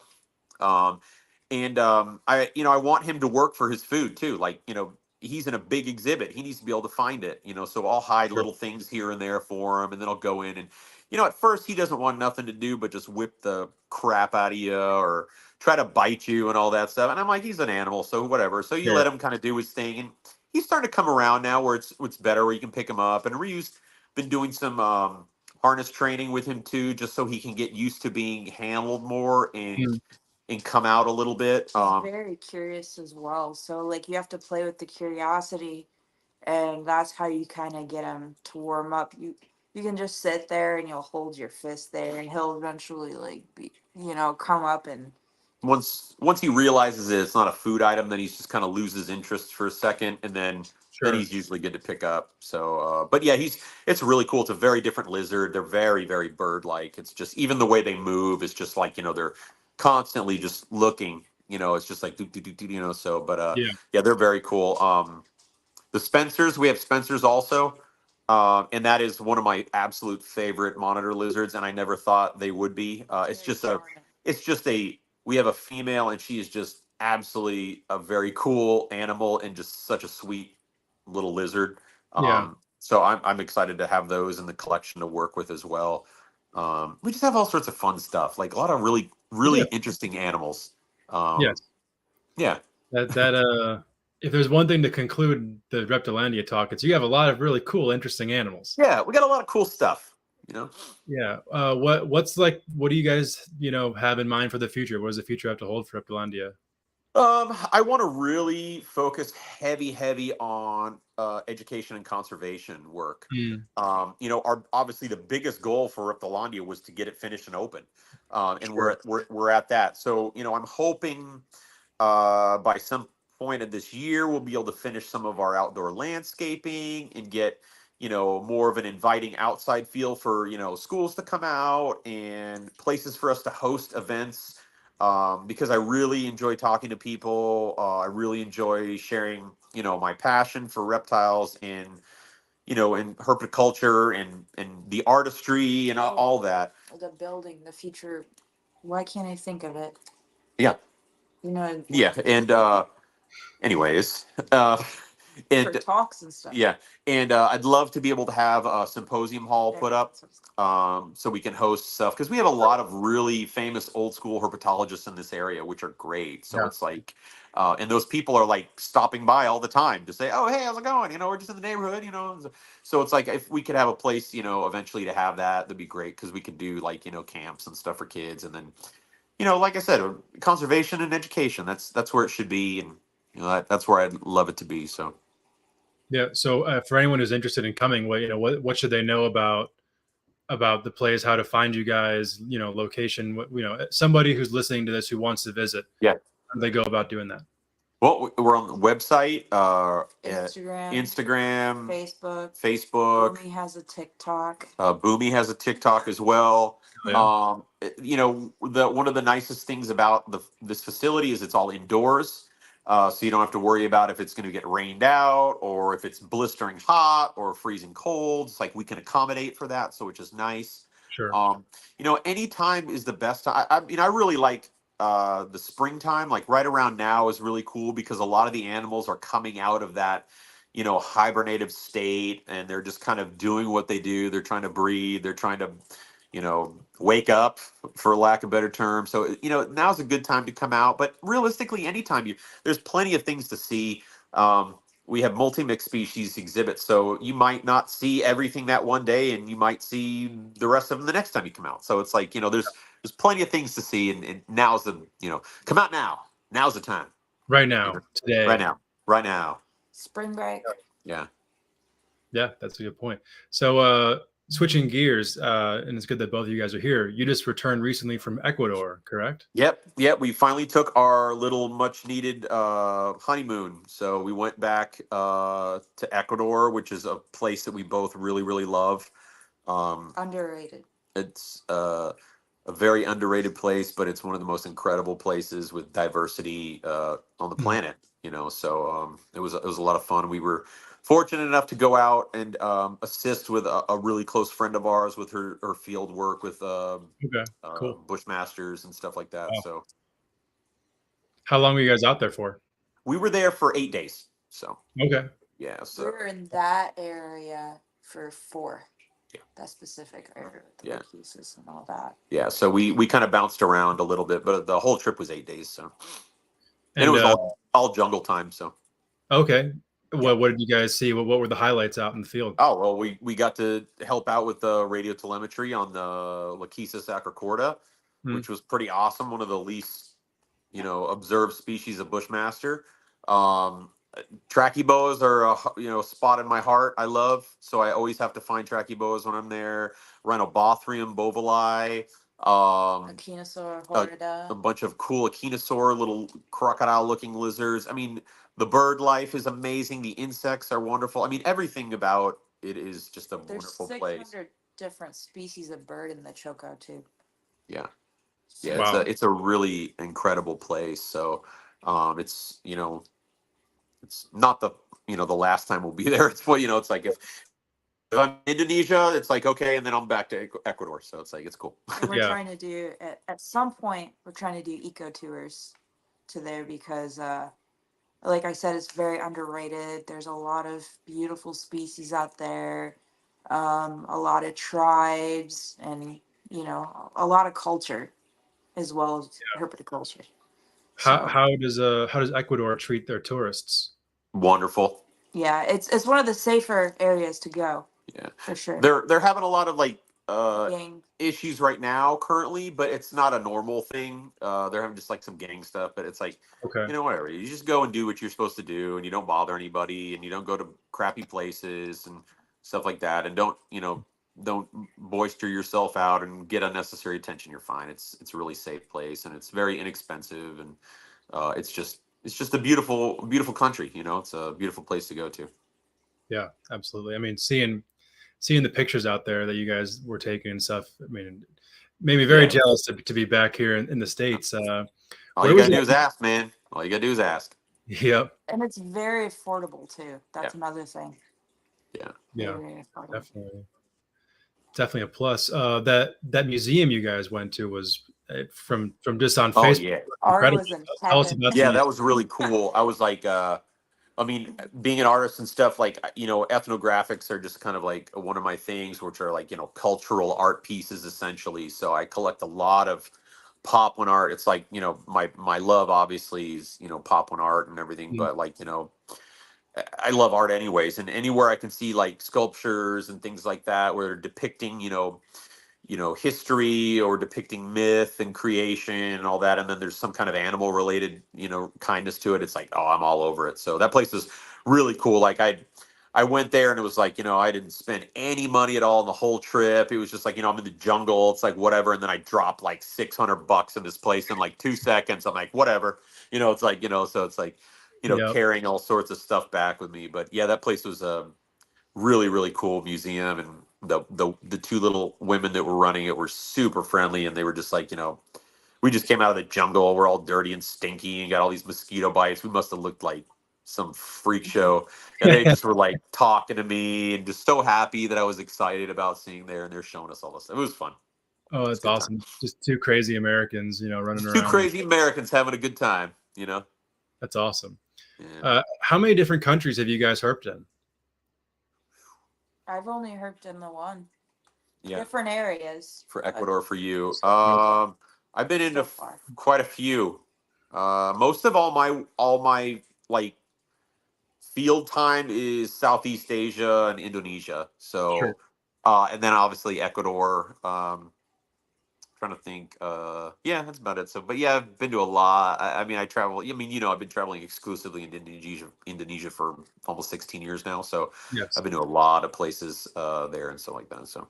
Yeah. And then on that note, let's talk about your most recent Papua trip. Oh, So okay, cool. Yeah. when was the last time that you were out there? So I was there. Was this August? I'm trying to think what month we're in now. March, yeah. August. I think I was there in August. Okay. Maybe. I think so. Yeah, August or something like that. Yeah, it wasn't that long ago. I was out for. August is when we opened. Oh yeah, it's August. So it was before August. I think it was before August. I don't know. By A chance? few months ago. I was there a few months ago. I was out there for about 3.5 weeks. I think it was. Okay. It's usually about what I do. And I was going back to my. And I try to. I'm out there typically at least once a year. On a good time, I'm there twice a year. Okay. And I was visiting a new area that I was wanting to catalog some snakes at, or document rather. So I went to a new spot that I'd never been before, and found two new nest areas that I was able to put into my research. So that puts me up to, I think, 15 wild nests that I've observed. Wow. And with active females. So yeah, it was a good trip. It was a nice trip. I was able to meet up with my friends as usual, out in the highlands, and observe, Boelen's pythons, what I like to do. Yeah, I mean, I can't imagine that ever gets old, finding No. bull pythons in the wild. No, like right when you're about ready to give up, when your legs just don't want to move anymore, and kind of like how we were talking earlier about how I was doing all those arm curls and my arms were so Yes. slow, exactly, Yes. yeah, exactly. You just want to give out, and you see a coil, and you're just like, oh, it's just like it's like the first time, Yeah. so it's cool. So other than hitting those nest sites, were there some like goals in particular or data that you wanted to collect on this trip? Yeah, I wanted to see what the nesting females were up to in this area, like to see how many nests were realistically being supported in this spot. Okay. The area that I've been visiting for years is a really active area, and there's multiple nesting sites in real close proximity of one another. Because Okay. my from going out there, like initially started off as like, oh, I want to see one first, and then after that, it was like, oh, I want to understand what they do and all this stuff. But the Sure. last number of years, my focus is really on nesting behavior and ecology on them, because I feel like they have a very interesting nesting behavior and cycle in the wild. And I just think that's really cool for a big python to have. So I wanted to go see if this area supported similar scenarios as the other spot, and it was very, very similar, but it was different. I was able to observe my first cliff nest that I've never been able to observe before. So everything I've ever seen, all these other prior nests are like in the valley. Like you go up the top of the mountain, and you break off the top, and then you go back down Sure. in, and then there's like a valley, kind of a Huh. gorge area where they're at. But this nest was in a rock, or in a cliff. Um, and I had never gotten to see a cliff nest before. And then there was another nest, probably, I don't know, maybe a couple 100 yards below her, in the kind of typical fashion that I'm used to seeing them in. So it was cool to be able to like analyze that, or really not analyze, but like really sit there. I mean, as much as I could, because I was on a portion of a cliff. Um, and observe the nest and like the structure of it, and Sure. the whole dynamic of it, and like the benefit versus like the negatives and all that stuff. And it was interesting, so I was able to document that. I met a new tribal group that I had never met prior, that I'll be focusing with now, obviously. Wow. And yeah, it was a really good trip.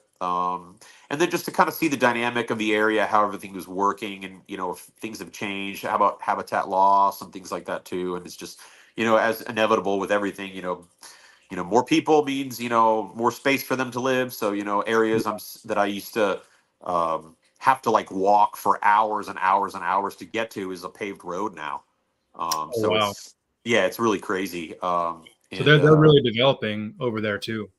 Yeah, I mean, there's realistically very few places left in the world that that are not developed. I mean, not to say there Yeah. aren't, but I mean, because where I go is really, really remote. It's really dangerous and really remote, but yet, their infrastructure is still trying to grow. Like the government, is still trying to grow through these areas that belong to the tribal people that live there. So it's another road means more consumables that can come through, or stuff like that. So it's just inevitable. It's just how we are as humans. We take. You know. Ain't that the truth? Yeah. Okay, so I got multiple questions, but first, I mean, Yeah.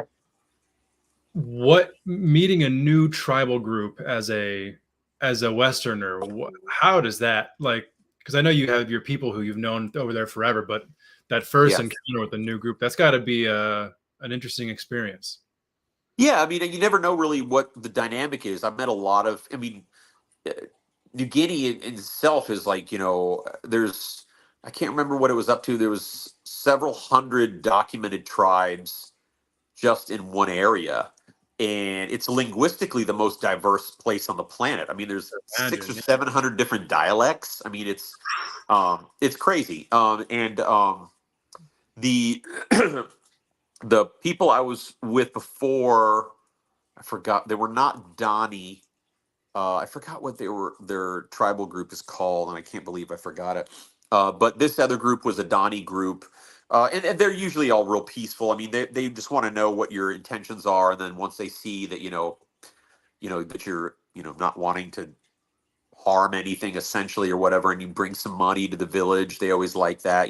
Buy dinner for everybody, and it's just usually how I operate anyways. I always bring food for the village, Yeah.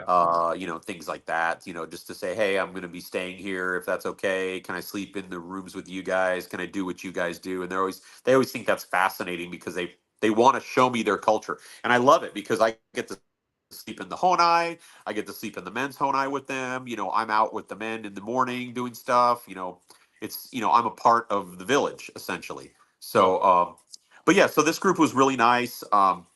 I met the chief right away. He was happy to have me there, and insisted on having me coming back, not going to the other place. He wanted me to stay with them for their place. So it's like thing, but it's good. It's always a little tense at first, just because you don't really know. But I mean, it's the sad thing though that I see with it is just like these tribal groups. They're all westernized now. It's like I remember when I was first going, and everybody was like pretty much naked, Hmm. and now it's like they're wearing clothes. I mean, they're not clean clothes, but they're clothes, and Sure. stuff like that. And there's still little subtle traditional things that are there, but typically, every village I would go to, the men were wearing traditional attire, which is a penis gourd, and then women have their breasts exposed. But a lot of that stuff is not the same way anymore. So Hmm. it's sad because it's like it's history. It's who these people are and who they were, but it's Yeah. I was watching an interesting documentary. Well, I've watched it probably a dozen times, and it's about like an uncontacted tribe in the Amazon. And Mm. they didn't speak the dialect of the tribe, and eventually they learned how to speak to them. And they were asking them, and the people were like, like, oh, we hate being naked. It's cold. It's uncomfortable. We love clothes because clothes are comfortable. And Yeah. we don't have to be cold. So I mean, it makes sense, Yeah. Uh, I mean, it's a lot cooler when you see a group of natives with feathers all over them and horns coming out of their faces, and they're half naked and stuff in the jungle, as opposed to somebody coming out with like a New York Knicks jersey on and a pair of like tennis shoes, or something like that. It's like, but it is what it is. They're still incredible people, and you know, um, it's a home away from a long home, because it's a long way to get there. Yeah. So Yeah.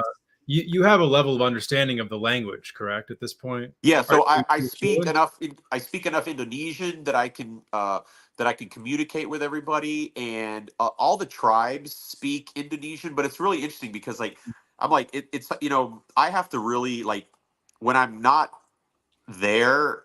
I speak enough Indonesian. I can have a conversation with somebody, but like when I'm there, I can speak it a lot more fluently because I'm immersed in it. It's all Sure. coming back to my head. I mean, it's kind of hard to have a conversation in Indonesian with somebody in Johnson City, Texas. I can imagine. So Yeah. yeah, so but it's interesting because like when I'm there, like it's hard for me to like learn languages in a way, and like I was talking to my daughter about like, oh, you should learn a language in in school and all this and that. It's Yeah. like, but all the kids in the villages, these kids are like poverty stricken people, and they're not in any kind of formal education or anything, and they can speak like 5 or 6 different dialects. It's like no Oh, wow. problem, and I'm like, what? It's like they speak a little bit of Indonesian. They speak Indonesian, and they speak like Dani, and they speak like another like Huh. street version of it, and then some of them even speak Lani, and all. It's like all sorts of weird stuff. So it's really incredible. It's just the intelligence is different in certain ways, just with Sure. certain people. So it's like, Yeah. yeah, And with all the different dialects, I mean, are there tribes that you need like an interpreter for, or you get to yeah. kind of learn how So it works, or? so I have a very close friend of mine that I always see when I'm there, and we always go together when we're in the villages and stuff because he Mhm. speaks all the. He's Indonesian. He lives there. He's not Sure. Papuan, so it's easier to deal with.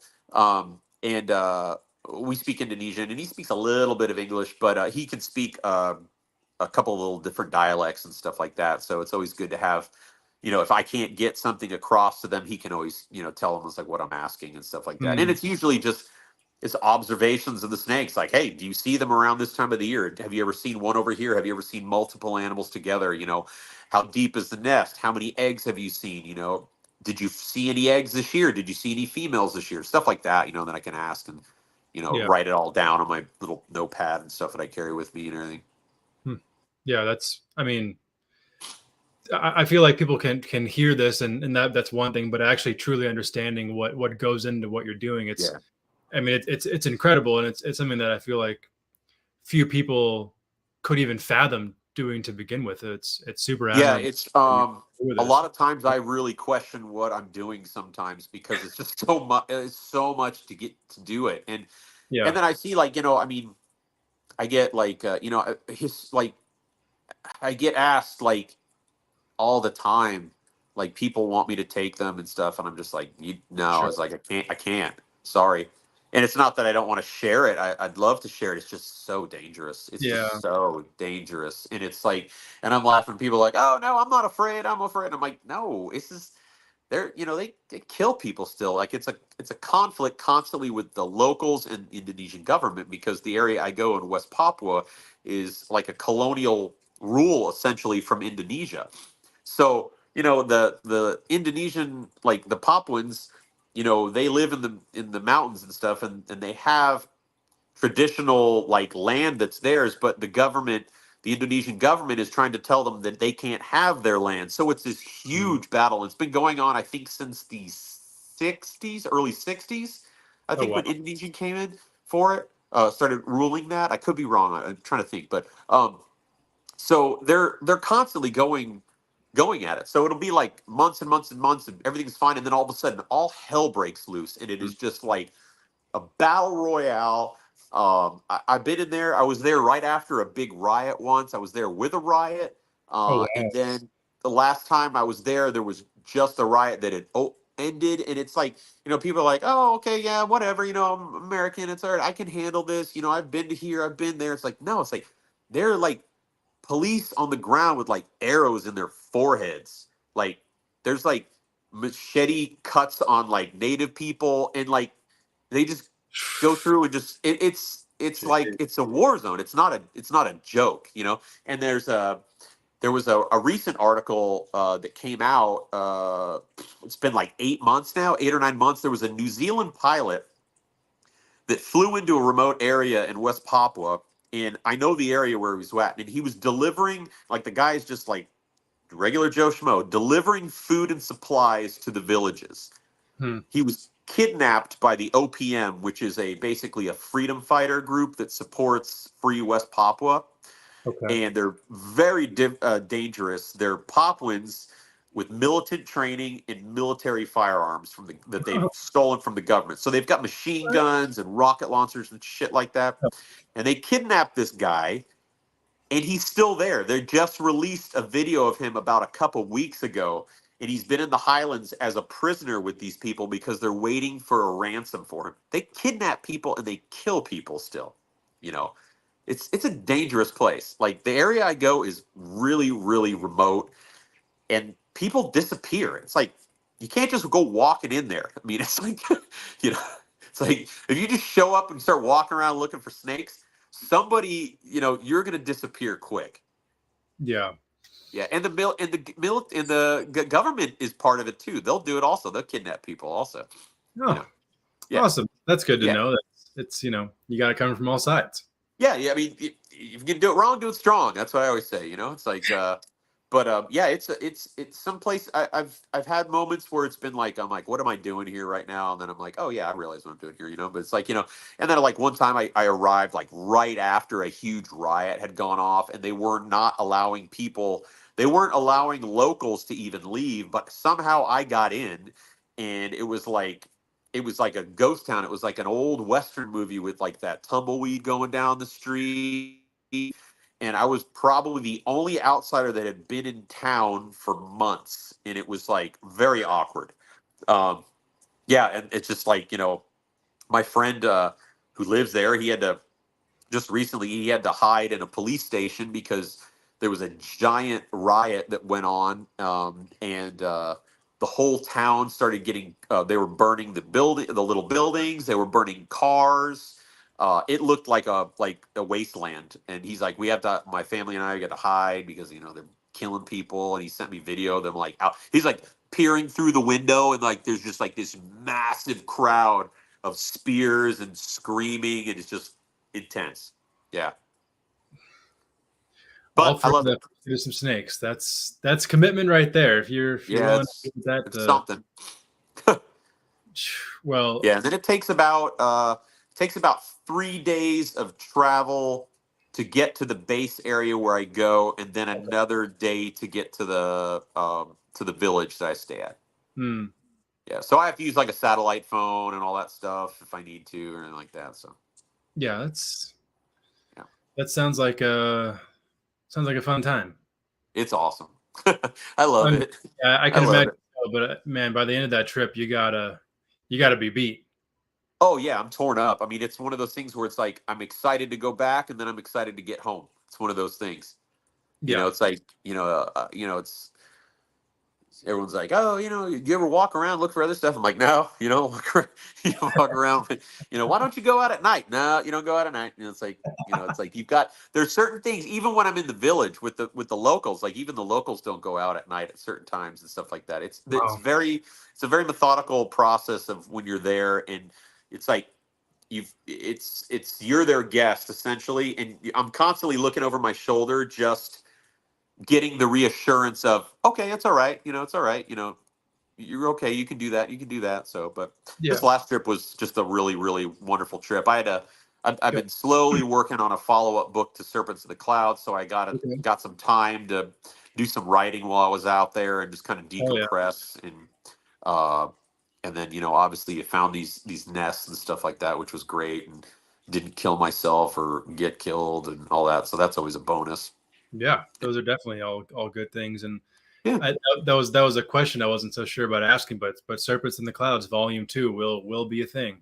Yes, it will. I still have some stories that I must add in some things, so I'm slowly working on it. I'm hoping to have it probably I don't know, maybe another year. Probably have it all finished or whatever. So, but I've got some cool stuff. I'm going to be obviously adding Keith's in there because he's like such a close friend of mine, and I love Keith's mind and how he thinks of things, and obviously his years and years of experience with working with stuff. And then I'm going to be adding Scott Flood's captive reproductive success in there as well, because he's really killing it. And obviously Frederick, and will be in there as well, and some other people too. I'll be adding in some surprises. And then just some really awesome stories and just really beautiful in situ photos of Boelens and eggs and data and things. I've got a bunch of data logger stuff I still have to put up and things like that. So there's a lot of cool stuff that I'm wanting to still share in there. And this will be the last Boelens book. So yeah. Well, but when you release the book, we're gonna have to do a follow up to talk about all the new information. Yeah, for sure, man. Of course. I'm happy to. So before we move on, I want to touch back on that, the cliff nest. Yeah. Was that a phenomenon you were familiar with before? Like, was that like something you always wanted to see? Was a Boelen's cliff nest? Like what's... Yeah.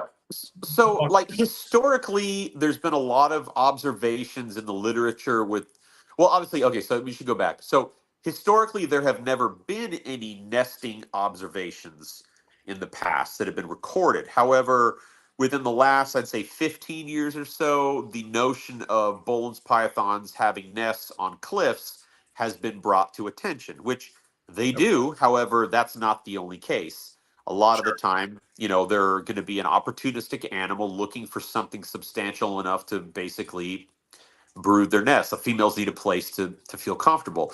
And a lot of my work that I'm doing, I'm seeing observations that, in my opinion, would give indication of nesting site fidelity, where basically animals are utilizing these nesting areas or these territories year after year or every other year to reproduce or basically just call home. And that's kind of like where I'm really excited with my, studies that I've been doing with this nesting behavior ecology stuff. So I had heard historically about like these observations of like, oh, you find Boelen's pythons at the cliffs. It's like, well, okay, no, you don't. Not always. You know, they're not always up at the cliffs. You know, I Sure. found 13 nests that weren't in the cliff, and then I Yeah. found these other two that were in a cliff. So I wanted to see one to really get the understanding of like why they would want to nest in this kind of environment. And when I saw it, I was really blown away because I was like, why the hell would you nest here? Like that was my first thing, because obviously it was a nightmare for me to get to it. And to Sure. give you an idea, the habitat I was in was my typical highlands habitat, but we went on these rocks, we climbed these mountain cliffs that went up, and it's limestone, sharp, jagged limestone. And I was talking to Ryu. I called her on the sat phone, you know, just let her know I was alive still. Hmm. And I was telling her it was like the scene from like in Lord of the Rings where they're climbing up Mordor, and how the rocks were like these just sharp, jagged rocks. And it's exactly what it was like. And I was having to walk. So I was standing on top of the mountain at the very top peak, and I'm walking across the top of the mountain on these cliffs. And below me are these jagged chasms that just go down for, I don't know. I mean, if you were to fall, you'd be sliced up in like a million pieces. You'd be dead for sure. Yeah. And so we get to this little area, and I'm looking around, and I'm following the guy, and I'm like, you know, where's he going? I'm like looking, he's like, tell me it's right over here. I'm like, what? I was like, no way. I was looking around, I don't see anything, and then I start scanning, and then I see a snake shed. And Boelen's pythons in the wild, notorious for leaving biological markers in the remnants area of where the nests are, particularly for females. I have not encountered a male, because the males, in my opinion, are cruising around, keying in on those female markers. So the females leave scat, they leave urate, and they leave sheds in close proximity, and also like directly on the nest area. Okay. Now, my idea with it is, you know, they're obviously giving out sign for a male to say, hey, I'm over here. And they're also protecting that area from other potential females that might want to take that prime spot. So I saw the shed, and I'm like looking around, and just the design of where it decided to nest. I mean, it worked because she was sitting on eggs, but Yeah. as far as what I'm used to experiencing, I'm used to experiencing a female dug down into a nesting chamber that's anywhere from a foot to 3 feet deep, in the size of a basketball, and she's sitting in there on eggs, or gravid, waiting to deposit eggs. Sure. And this animal was in an area that was probably, I don't know, the size of a basketball, but it was not nearly deep at all. She was almost exposed to the elements, and Oh, she wow. was wrapped in there. And the way there was, it seemed to be more of a risk, in my opinion, to be exposed in that kind of scenario than it would be to brood your eggs or reside in something else. So I'm almost wondering if she was cruising around, and she finally was like, I'm not finding anything better. This is going to have to work. I'm going to have these eggs somewhere, and this is what's going to happen. And that could be totally false. It could be just me talking out of my ass. But Sure. that's the impression that I got from when I saw her in that spot. And it was like in these rocks, and, you know, obviously the rocks absorb the heat from the day, so they warm up. But, you know, it's the typical thing. But, you know, I've observed females outside of their nest basking in open sun, you know, Yeah. out in the area. So, but it was really interesting. I got to see the cliff nest, and I documented it, photographed it, and took temperatures and measurements and the whole 9 yards for it and everything like that. And documented this new area too, where they were at and everything. But yeah, so it was really cool. So I got to see that, which was nice. And then there was another female in like the atypical kind of nesting chamber scenario that I'm used to seeing, like probably like a few 100 feet, or was it below her, in more of like Okay. kind of like a traditional manner. Okay. Yeah, that's super interesting. You know, like for me, you know, I'd love to be able to observe those kind of phenomena with scrub pythons for just my Yeah. personal knowledge. So just to, you know, to hear stuff like that is just incredible. Do you have any goals or aspirations for like your next trip that you take out to Papua? I mean, my goals are always to observe more snakes and open myself up to observing things that I have not witnessed yet. Yeah. I want to, I've been out pretty much every month of the year. Okay. I've observed, gravid females. I've observed females sitting on eggs. I've observed snakes hatching in situ. Mhm. And I've seen was it? But I would like to see a breeding scenario. I would like to come up on that where there's multiple males on a female, which I hear is a situation in the wild. Okay. So I would really like to see that. I would really like to find a male also. I have not found a male. I've had a male brought to me, a young male, which I was kind of pissed off about because I was like, why'd you take it? Now, you should have told me it's over here and I would have gone to go see it as opposed Yeah. to taking it and bringing it to show me. I was like, no, but they don't understand that. So, For sure. so I would like to see some, copulation going on. I mean, I've been there during that time of the season and I didn't see any. I just saw a female using up a nest area, but Okay. that's one thing. And then just to be able to observe them, I just love being there in that moment because it's something that I'm just real passionate about, the animals. Yeah. And any excuse I have to see a Boelen's python, whether it be in captivity or the wild, I'm all about it. So Mm-hmm. it's just Me as well. I want to be there to see if what's next to see. Essentially. Yeah. Well, I mean, my hat's off to you for doing the work you do because Thanks, man. it's incredible. And I then appreciate that. kind of on the other side of that topic, let's talk a bit about the state of Boelens in captivity. Yeah. It's been a whirlwind over the last 10 years or so. Yeah. What are your thoughts on where it stands right now? We're having more, captive success with reproduction. It seems now that probably almost every year from here on out, we may have at least one clutch produced in captivity, where before, there were maybe 10 ever produced. What are your, I bet you have lots of thoughts. What are your thoughts right now on this captive So Boelen? it's exciting. I'm really, really happy because obviously I love the species. I'm super passionate about them. That is what my life consists of, is Boelen's pythons. So obviously seeing captive success makes me super happy because in turn it eliminates or alleviates over collecting in the wild. Sure. It helps the animals in the wild too. However, that's a double-edged sword in itself. Just because of habitat loss, do we leave the animals there? Do this, do that? But that's a whole other topic. For sure. But I'm very excited to see within the last 3 years, there's been some really good successes in captivity, and it's turning out to be a numbers game at this point, which is great. And I know of like four or five clutches within the last 3 years that have proven, which have been great. Yeah. So there'll be access to captive bred animals for people. The only downside of it is for whatever, well, I know, but I mean, the only downside of it is the monetary aspect of it is absolutely fucking crazy.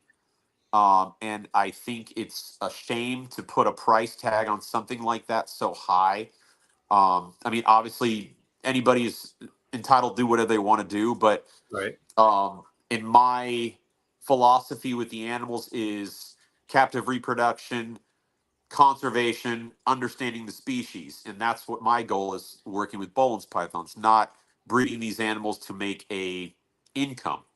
Sure.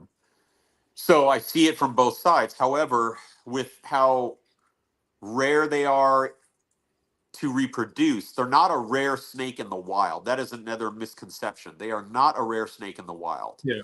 If you're in the right area, it is easy to find them. And I have found, like I said, I've found 15 or 16 nests now. I've seen many, many, many Boelens in the wild. It's harder to see them in captivity because they have this super crazy price tag, which unfortunately I feel like is really affecting the species too, because my explanation for that is if you have Joe Schmo over here that is a herpetoculturist, keeper, passionate about working with animals, but has a fixed income and can't purchase these animals, but yet Joe Schmo might have a technique or an idea that could prove to really benefit these animals in captivity and help alleviate all the issues with captive success, they Mhm. won't be able to have that opportunity to do that because somebody's applied a $15,000 price tag on an individual animal. What does that do? Now, the other side of that as well is by applying a price tag like that, we have this great thing right now called social media, which is an incredible tool that we have because it connects people from all over the world to do incredible things. However, social media is also a plague in a lot of aspects because a lot of these people in these third world countries all have access to social media now, which is the Yeah. younger generations, because you've got older people, 20 or 30 years ago that were doing this and they didn't have a means to communicate like we do now. So those people are not interested into that side of the business anymore. So you have all these young kids in these places that can pull up their phone and they can say, oh my God, I know where that snake is. I know what that snake is. You mean I could make that much money? So I'm going to go out with my friends and I'm going to collect every single snake I see. And I'm going to bring them home and I'm going to try to sell them. However, there's no way for me to get those snakes to that person. But I just cleared out that whole mountainside by doing that. So it's one of those things. That's my soapbox right there. Yeah. Uh, but it's like I want everybody to be able to enjoy working with the animals they enjoy working with. Obviously, you have to be able to make an income with what you're doing if that is what your business is. Sure. But you've got the conservation side of it, and then you've got the business side of it, and it's like wherever you fall. Myself, I'm on the conservation side of it because I want these animals to be around for forever. Right. And there's only going to be a fine time where we're not going to be able to acquire these animals anymore legally, and we're going to rely on everything that we currently have now in captivity. And there could be a person or people that have ideas that could breed these things like bearded dragons. And that could be wonderful for the species because it alleviates the need for collecting animals, and it also alleviates the drive to bring them in and turn them around and sell them for this and that. So it's one of those hard things to really deal with, or hard for me to deal with, anyways, because I'm just Yeah. as passionate and I love the species, and it goes for anything. It can go for all sorts of stuff. It's just, Sure. but Oh, I just feel like, you know, yeah. I feel like it's that fine line, or maybe not even so fine, between like keeping these animals priced to a point where somebody who isn't qualified or doesn't know what they are can't, acquire captive bred Boelen's pythons and kill them a few weeks later because they're keeping them like a blood yeah, python or something. Um, yeah, exactly. then also on the opposite end of the spectrum, not creating it to where they're a trophy that, some social media influencer wants one of. Yeah. I guess answer this question however you may. Like, what do you think is the happy middle ground, the price point, the supply rate, whatever it may be, where your ideal scenario for Boelen's pythons can play out in captivity? Oh, that's a tough question. I asked the That tough. re- I know, a tough question. I think these animals are worth 20,000 each, 30,000 each, because they're just so Right. magnificent and so Sure. special and so unique. Um, I I don't know. I don't really feel like ethically it's fair for me to put a price on them. Fair enough. I feel like they're a special animal that has a very unique niche rather. That there's so much we still don't know about them, but there's thousands of animals like that in the world. So it's one of those things. Their value is, I don't know. I want them to be an animal that is available for people if they're serious about working with them to better understand the animal for what they are, as opposed to, like you said, as a trophy. Yeah. Because that shouldn't be why we're even doing this with animals in the first place. We shouldn't have animals in our care as a trophy. We should have animals in our care because we're passionate about them. We love them. We want to, involve ourselves as much as we can about everything about them, and we want to be able to portray that to other people too. We don't want it to be just like, look what I have. Look at this single animal.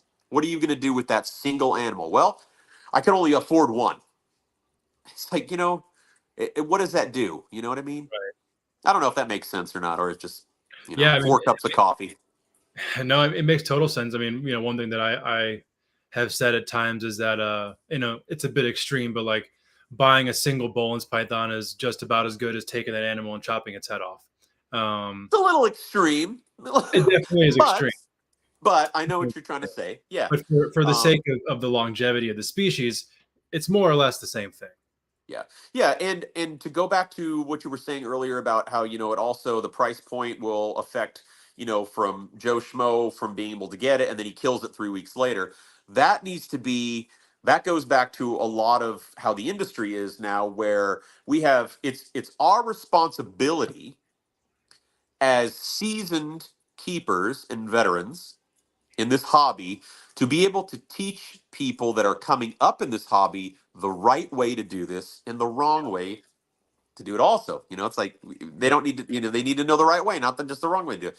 And if somebody is going to take that step to purchase an animal like this, they need to be familiarized as much as possible on how to maintain these animals correctly by either literature available, speaking with people that have kept them successfully. I'm not talking about somebody that just kept them to acclimate them for a couple months and then sold them. I'm talking about somebody that's actually worked with them. Yes. And as well as the person that is selling this animal. Everybody needs to know what's involved with this, and that falls on us as keepers, and like I said, seasoned veterans working with this in this hobby. We've got some of these old schoolers now are phasing out, and some people are passing away as time goes, and we've got all these younger generation coming up that are experiencing the reptile industry in a different light, in a different way than it was, say, 10, 15 years ago. It's our responsibility to make sure people know what they're doing right and the ethical way to do it. Yeah, absolutely. I guess I'll say a qualifier. I'm not promoting decapitation of Boelen's pythons. Yeah, I know you weren't. Yeah. I'm trying to make a point in a very extreme way, but Yeah.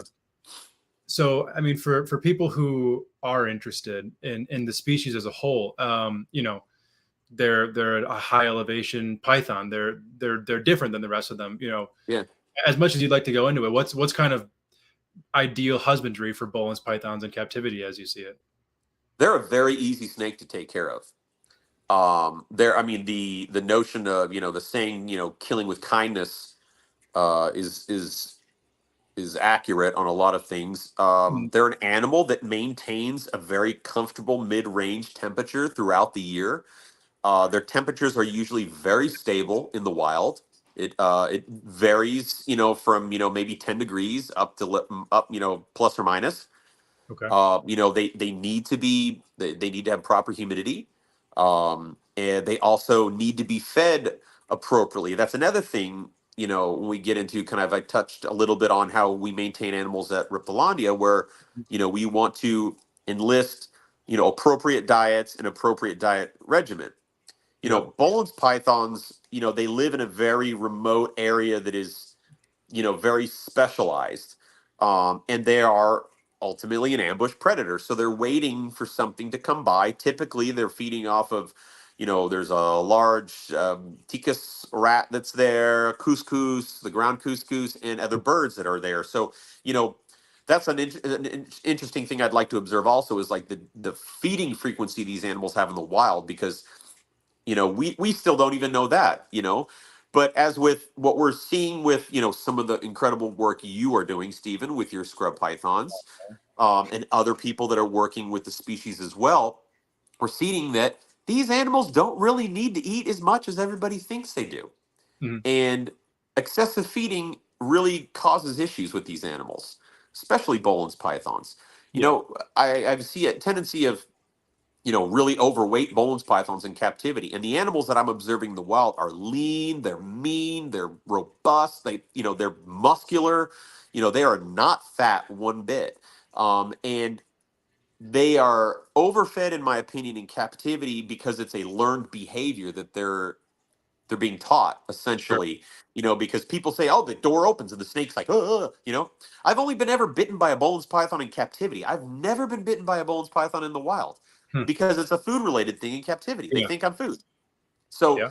I think, dietary thing is a real big issue. They should not be fed as frequently as a lot of people feed them. A couple times a month is more than adequate.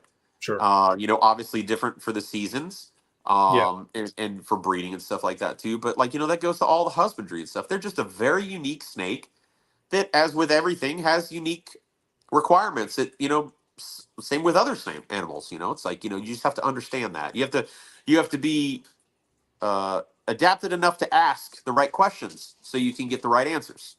And there's plenty of people that can give that. Yeah.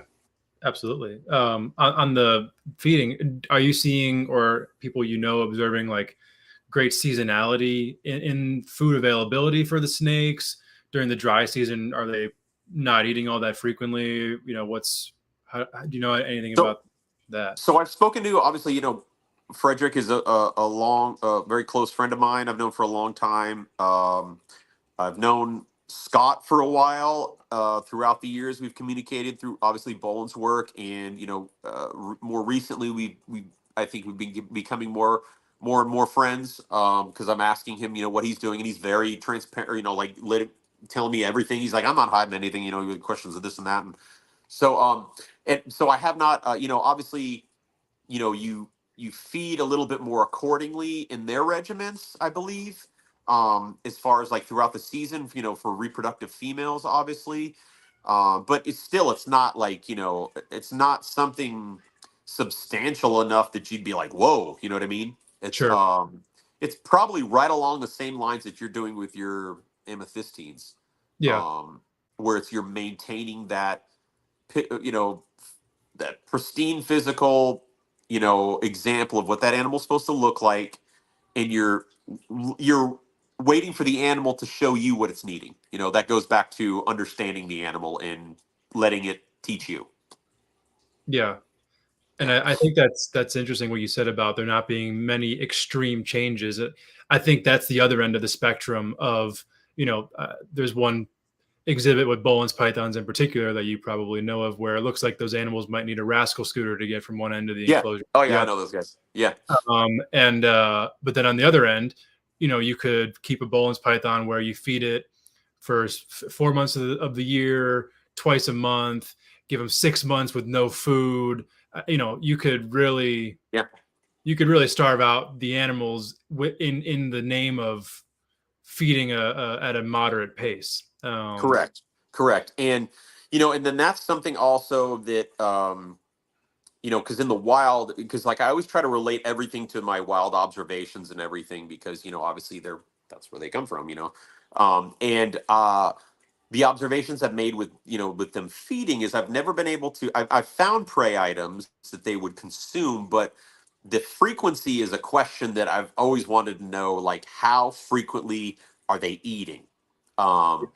And that's that's probably one of the answers, or an answer to one of the questions you had earlier. Like, what else am I looking to find out there? I'd love to know the frequency of diet, the diet, Okay. and how often they're feeding on what it is they're feeding. In particular, if it is a seasonal influx of a different food, like if it's a birds that come through, migratory bird pattern that comes through, and they gorge themselves. I don't see it, but it could be just a large prey item that they're consuming, like the couscous, which are large, that are more abundant at a certain time of the year. But I don't really know on that yet. It's still up in the air. But Yeah. I see like what you're saying, like with that, they're designed very well for what they do and where they live.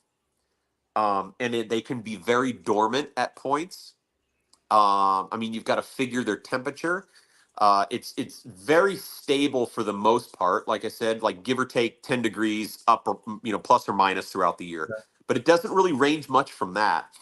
And then the seasonal rain frequency also, it's always raining. However, sometimes of the year it's raining a little heavier for a little longer, but it's always raining throughout the year. Okay. So it's always wet. Yeah, it's it just goes back to understanding the wild parameters of what these animals prefer. And then from there, a dietary study is really interesting. Obviously, Boelen's pythons will eat. If you feed them, they'll eat and eat and eat. They like to eat. They like Certainly. to copulate, and they like to eat. That's what they like to do. Yeah. Yeah. So. Well, man, I mean, this has been a hell of an episode. We're past the 2-hour mark. Oh, nice. Rock on. Yeah, we've really made some good progress here tonight. But kind of in winding down, what are some personal goals for you going forward that you kind of have your mind on, whether that be Boelens in the wild, captive reproduction of ABC, goals with the zoo, whatever it may be. What are some things you look forward to in your future? Obviously, the continuation of what I enjoy doing, where I'm out in the highlands and I'm studying and observing these snakes. I hope that never ends. It's my ultimate passion in life. I love doing it. And it's, why a lot of times I feel like I'm on this planet, is to continue this work with these animals that I just absolutely love. I would love, obviously I would love to be able to breed everything we have at the facility. That would be so cool. Sure. I think just continuing in the forward motion that we're going, with what we've been able to do now, like the future really has no limit on what we can do. And I'm just really excited to see where we end up with everything and how the facility matures, how people react to it, how they enjoy it, and just creating a wonderful, wonderful, positive place for people to come and enjoy our passion. That's basically it. Yeah. I mean, that's. I mean, I want to be able to say that we're doing everything, all the animals we have, a service in providing everything, so that way they live a wonderful, healthy life where they're, showing people why we love them so much. Yeah, absolutely. What's like a dream species or two that you'd like to work with at the zoo or personally, what's something that stands out to you in dream species, if I could have dream species? Well, I would love Trachyboa. They are one of my absolute top 5 snakes in the world. I would love to work with Trachyboa. I don't know. There's a lot of really, really cool animals. I would love to work with some of the scaly foot lizards from Australia. Some of the really cool Sri Lankan lizards. God, I don't know, man. I could go on for hours. There's so many questions. I mean, there's so many, I'm like, there's so many fantastic animals that would be just a real privilege to be able to work with, but I'm also, these vipers, that'd be cool. That'd be a good one. Yes, it would be. Pseudocerastes would be neat just to see a live one. Yeah. But I mean, overall, I'm just very happy with what we have currently. And just wanting to make sure that the animals we have are as happy as I am, so they're going to reproduce and do what they want to do, and just continue showing us all this really cool behavior that we're seeing. Like, we're seeing cool stuff that you wouldn't normally be able to see. Like, I was like, what is that doing? I've never seen that before. What? It's like, so it's that's just the continuation of, I feel like, that's our positive, return in a way, Yeah, absolutely. And then I guess one more that might bring up more answers than we have time for, but it's like a dream herping trip outside of Boelen's hunting for you. Oh, wow. Okay. Corallus cropani. I would love to see a Cropan's boa. That is a childhood dream of mine. I'm trying to think. I would love to go to the Middle East and go herping in the Middle East. I think that would be wonderful. I want to go to South Africa. What else? Man, I'd love to go to Ethiopia. That's like 4 billion other answers right there, man. I could just keep rattling them off, It's like, I'd love to go to Angola. I'd like to go. I'd love to go to some of the places that are probably the shittiest places to go right now and look for animals, Yeah. Like, but yeah, Ethiopia's on my list. Brazil. It's like, I mean, there's certain species I would love to go see in places in the world. I'd love to do that. So. Yeah. Yeah. Hell yeah. Well, I mean, I try to encourage as many people as I can to, incorporate herping into their experience in herpetoculture, because I feel like it's, these days, not as many It's people do it critical. as should. No, I mean, I think it's a crime not to get a passport, and it's a crime not to go to some of these places to see these animals that we love so much in person in the wild. Because even seeing something as simple as a ball python in the wild is awesome, because it's in the wild. It's a ball python that's in the wild, it's like, or seeing, a tree boa in the wild or something like that. It's like, oh my God, that's a tree boa. It's so cool because it's not at PetSmart or something like that. It's like, it has so many things about it. It's a spiritual situation when you see something like that. And then it really opens up your mind to, like, am I doing everything right? Am I looking at, is this right? Is this wrong? Or something like that, and it's just being able to see that animal do what it does in the wild is just so cool. It's just like so neat. I like it. I think it's cool. What are like a couple observations that you've made in the wild that have like been a major paradigm shift for how you approach captivity with reptiles? Oh wow, that's a great question. I don't know. Like, I've seen stuff that is just like, I don't think I've seen anything that's really changed. Well, obviously, like the nesting stuff with my Boelen's work has, um, being able to provide certain things like that would be like a common natural thing that these animals would be utilizing or experiencing that we maybe didn't take so seriously to begin with, and now are looking as like, oh, maybe this needs to be incorporated into the scheme of husbandry. Being able to see, like, I guess, like the environmental parameters, like firsthand, like, seeing things like, how they're supposed to be, as opposed to how we're keeping them, I guess. Yeah. Well, it's awesome. Well, man, thank you so much for your time tonight. This was a wonderful episode. I mean, I learned a lot. I bet everyone else did too. Where can everyone find you, Reptilandia, everything social media wise? Shout out everything that you feel the need to.